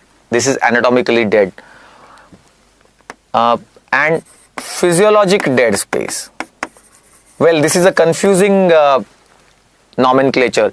Physiologic dead space, so therefore you may also call it total dead space. This is anatomic dead space plus non-functioning gas exchange areas. Let us call it alveolar dead space. Anatomic dead space plus alveolar dead space. So non-functioning gas exchange areas. Anatomic dead space is measured by Fowler's method. Physiologic dead space is measured by Bohr's method.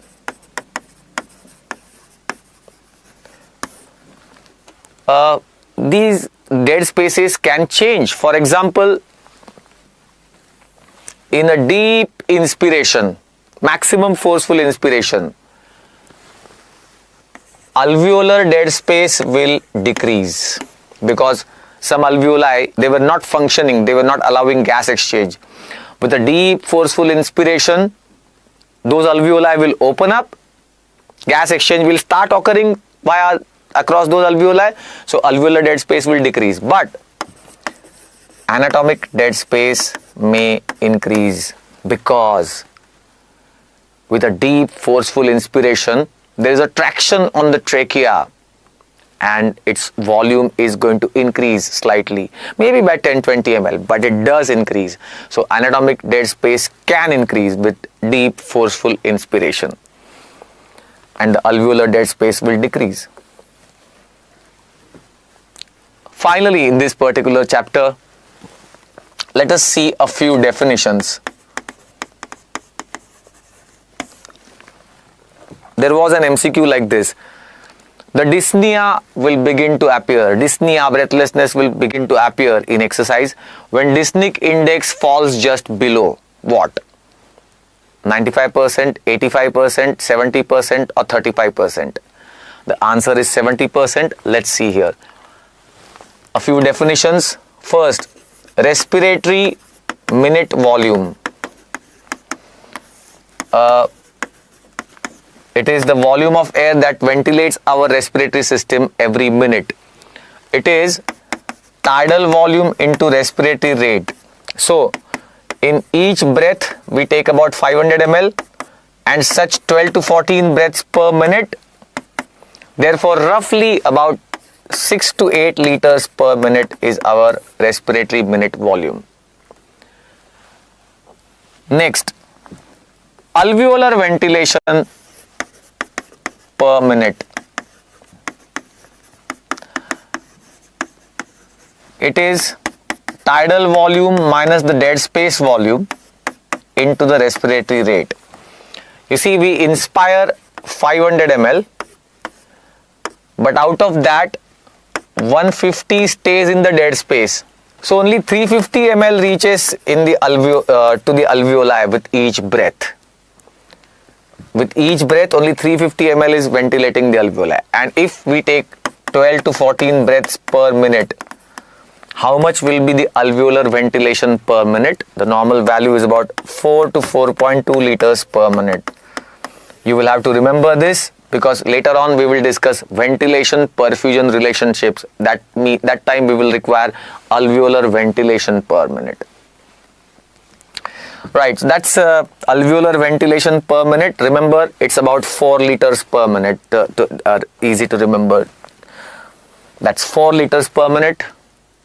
Next, maximum voluntary ventilation, also called as maximum breathing capacity. It is the maximum amount of air that can ventilate our respiratory system every minute. When a person is asked to voluntarily hyperventilate, then in 1 minute, how much air will ventilate the respiratory system? That's called as maximum voluntary ventilation or maximum breathing capacity.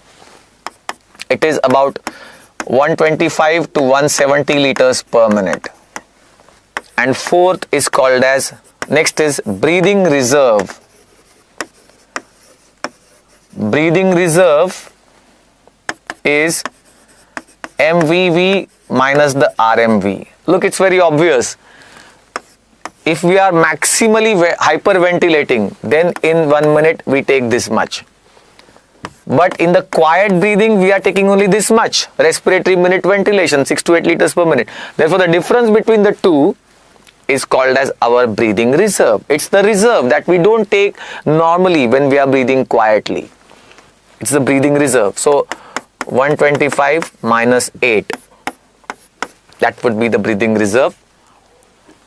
And finally, dyspneic index.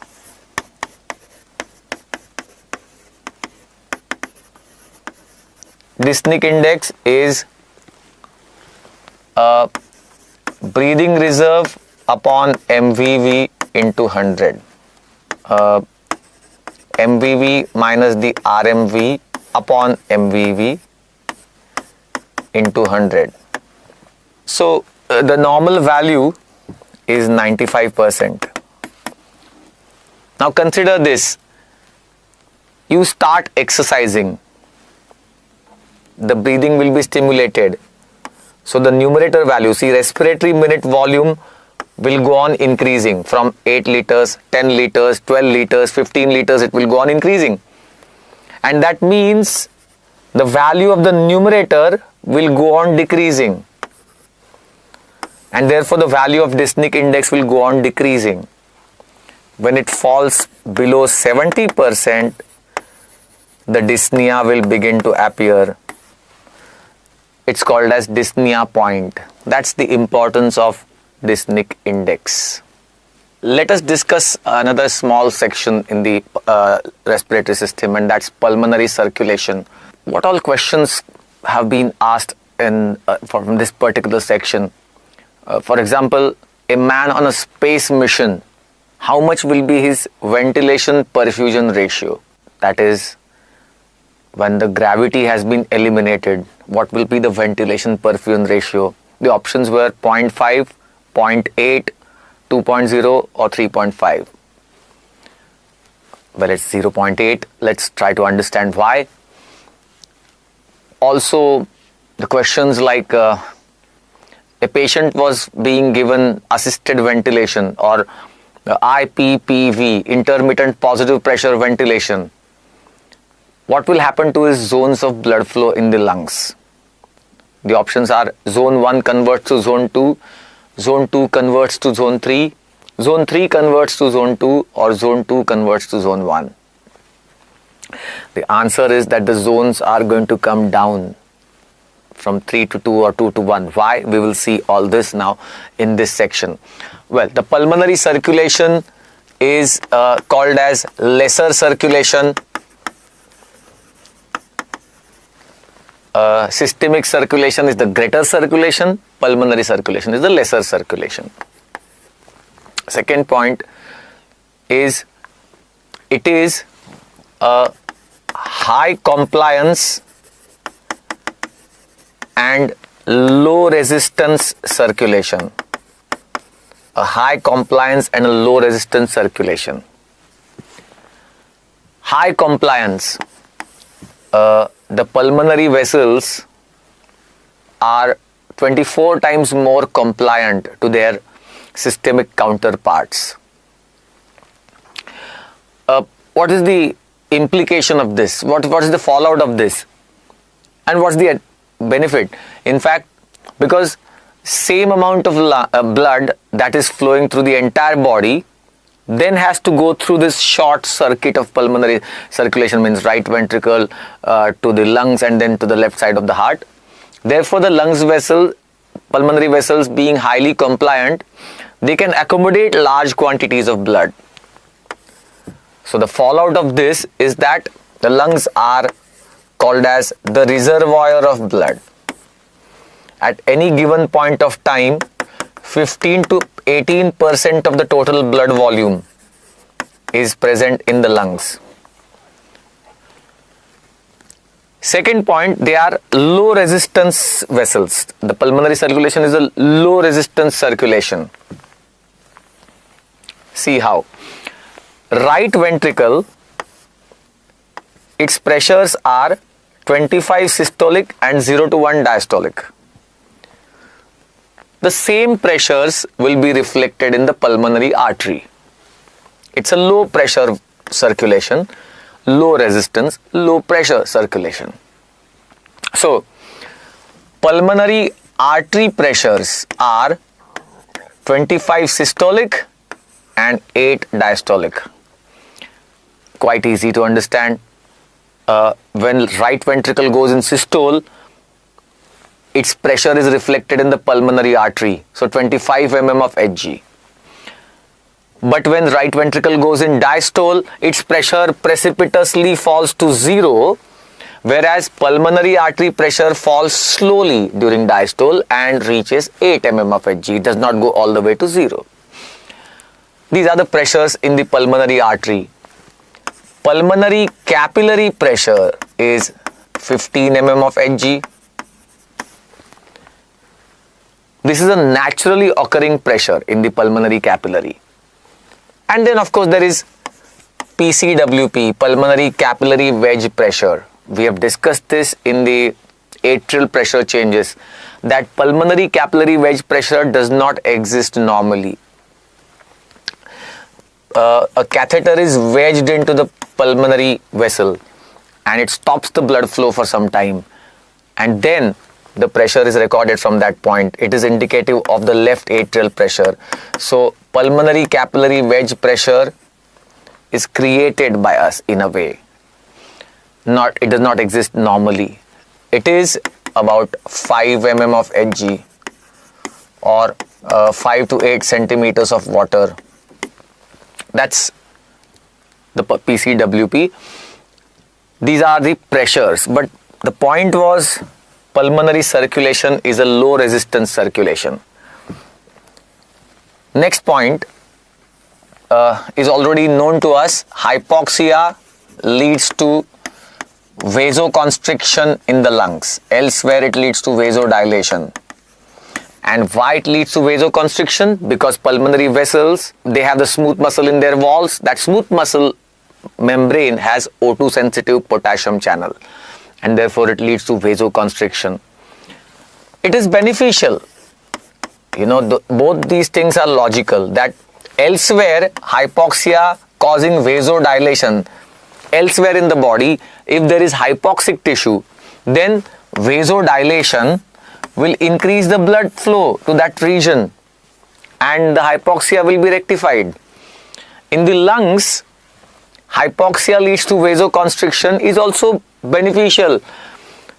let's imagine that this alveolus is not ventilating, there is hypoxia, then the blood flow should not be wasted near this alveolus, and therefore there is vasoconstriction and the blood will be diverted. Blood flow will be diverted to another better ventilated alveolus. So hypoxia causing vasoconstriction helps here. Next point is lungs have dual blood supply.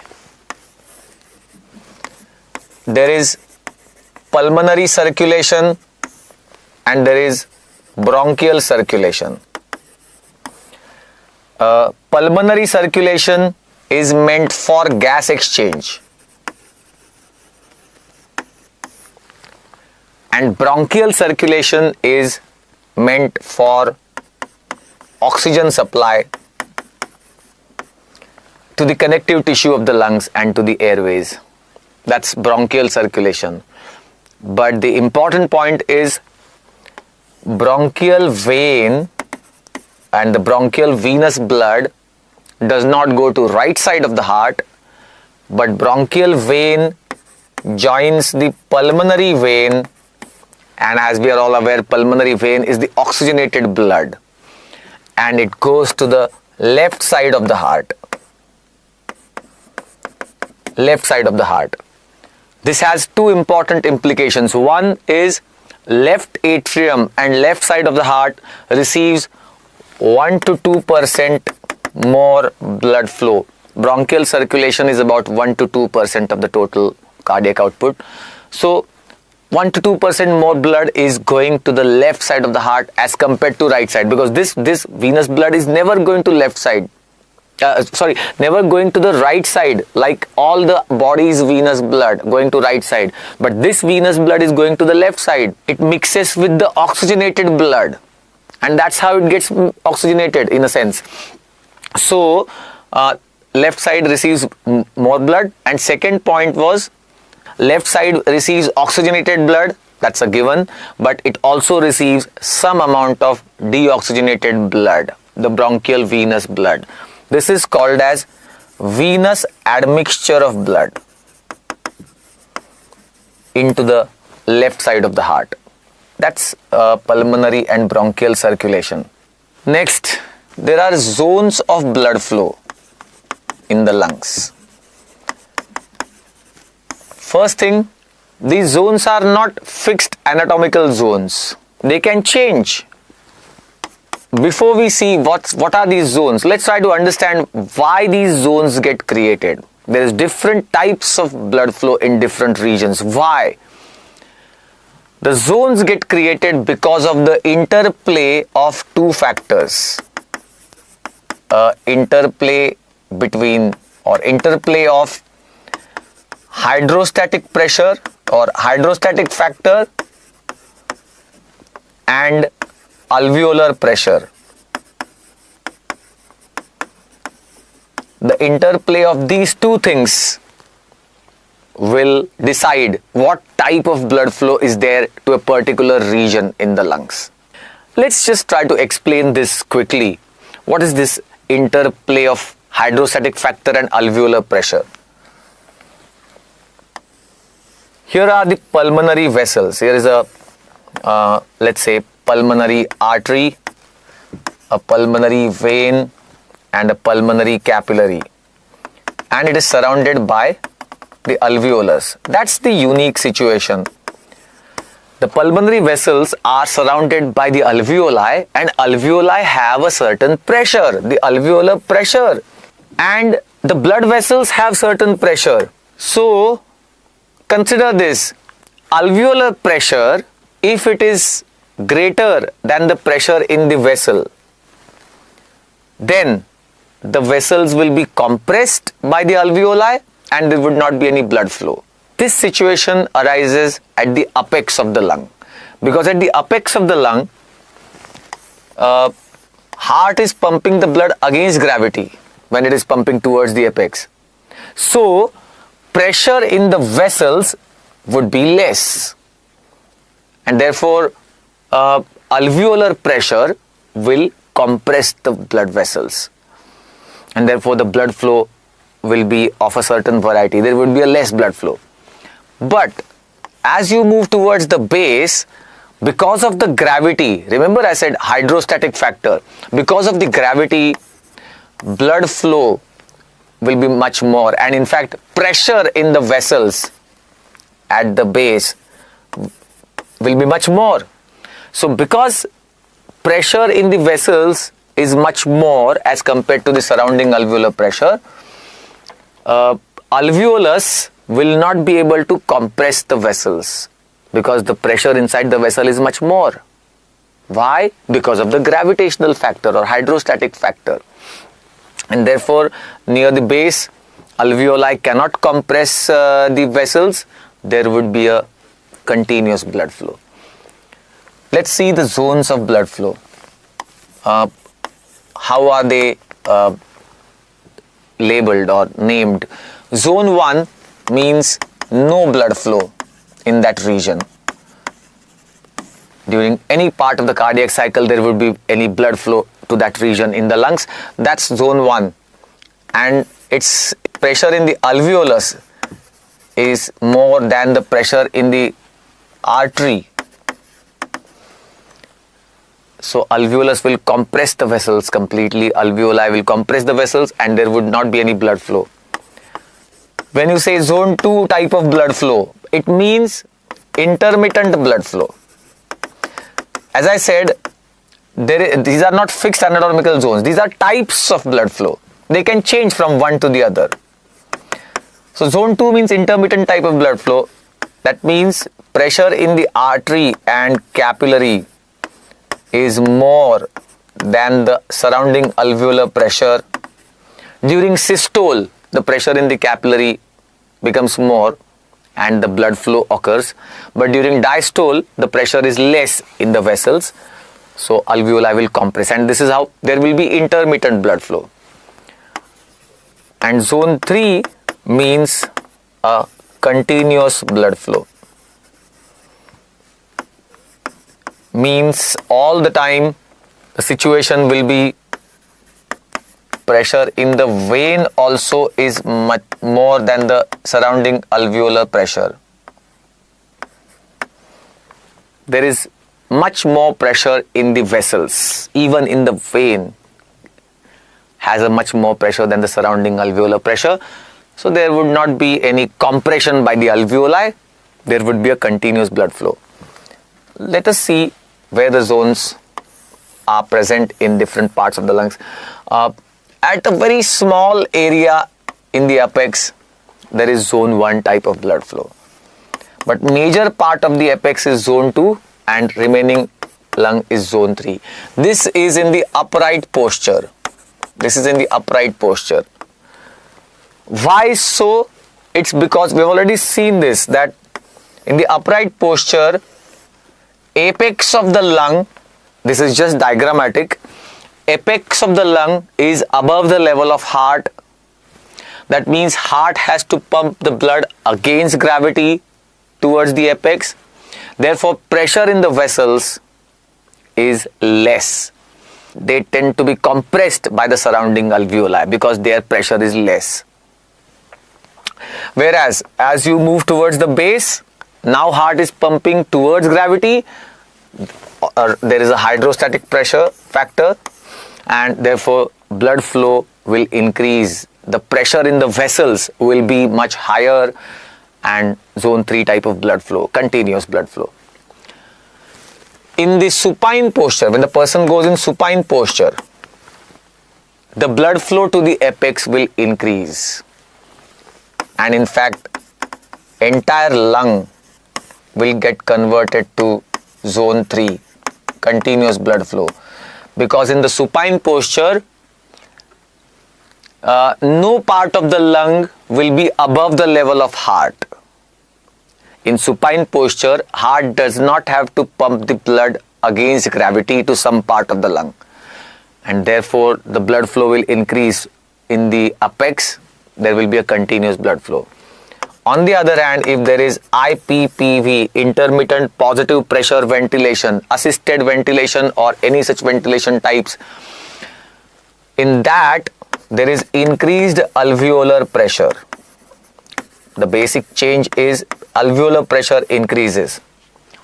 It will compress the vessels and the blood flows or zones will go down. Zone 2 might get converted to zone 1 or zone 3 might convert to zone 2. That's the effect of increased alveolar pressure. Let's see one more small concept related to pulmonary circulation, and that is ventilation to perfusion relationship. Ventilation to perfusion ratio. We saw one MCQ in the space. What will be this ratio? First, what's this ratio? It is alveolar ventilation per minute upon blood perfusion to those alveoli per minute. See, this much air ventilates the alveoli every minute, and this much is the perfusion to those alveoli every minute. That ratio is the ventilation perfusion ratio. So, can you recall from your discussion how much is the normal alveolar ventilation per minute? Yes, it is 4 liters per minute. And how much is the normal blood perfusion to the alveoli? It will be same as cardiac output, 5 liters per minute. And therefore, the normal ventilation perfusion ratio is 4 upon 5, that's 0.8. Now there are two scenarios created by the gravity and the hydrostatic factor. One at the apex, one at the base. At the apex, as we've already seen, ventilation is there, but there is no enough perfusion to match it.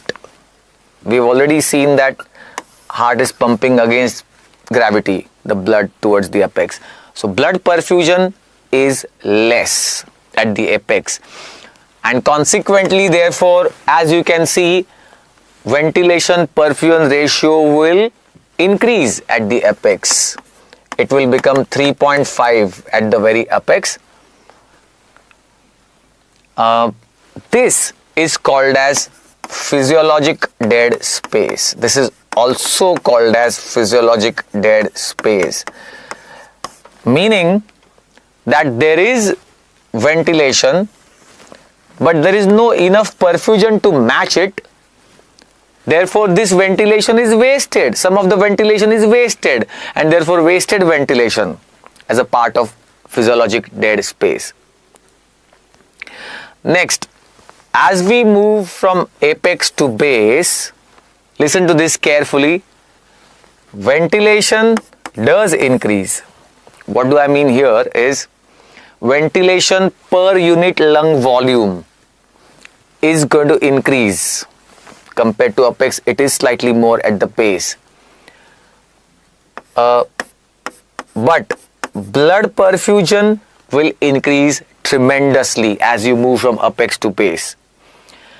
So much so that now the scenario is reversed, that there is tremendous blood flow, perfusion is great, but there is no enough ventilation to match it, and therefore ventilation perfusion ratio will be reversed now, and it becomes 0.5 at the base. This scenario at the base is called as physiologic shunt. So physiologic shunt normally occurs near the base of the lung. Why it's called physiologic shunt? Because there is blood flow, but there is no enough ventilation to match it. Therefore, blood is just shunted past the alveoli without picking up oxygen.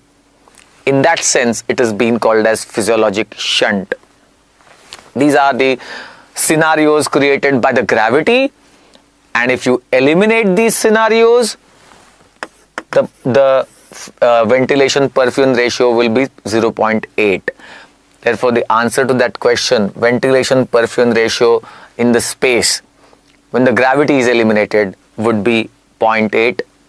Otherwise, with gravity, these two scenarios are created. Let's consider one more small section the diffusing capacity of the respiratory membrane. This question has been asked once or twice previously. Diffusion capacity of the respiratory membrane. 2 MCQs. 1. Diffusion capacity of the respiratory membrane is measured by using which gas? Carbon dioxide, carbon monoxide, N2O or oxygen? The answer is carbon monoxide. And the second MCQ is this. Identify this gas shown in the graph. Here is a partial pressure of that gas, and here is the time as the circulation happens. Time that the RBC remains near the alveolus. 0.25, 0.5 seconds, 0.75 seconds. This is the time for which a red blood cell on an average stays near the alveoli.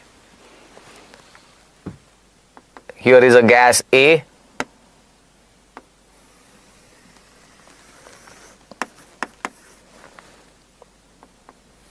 Then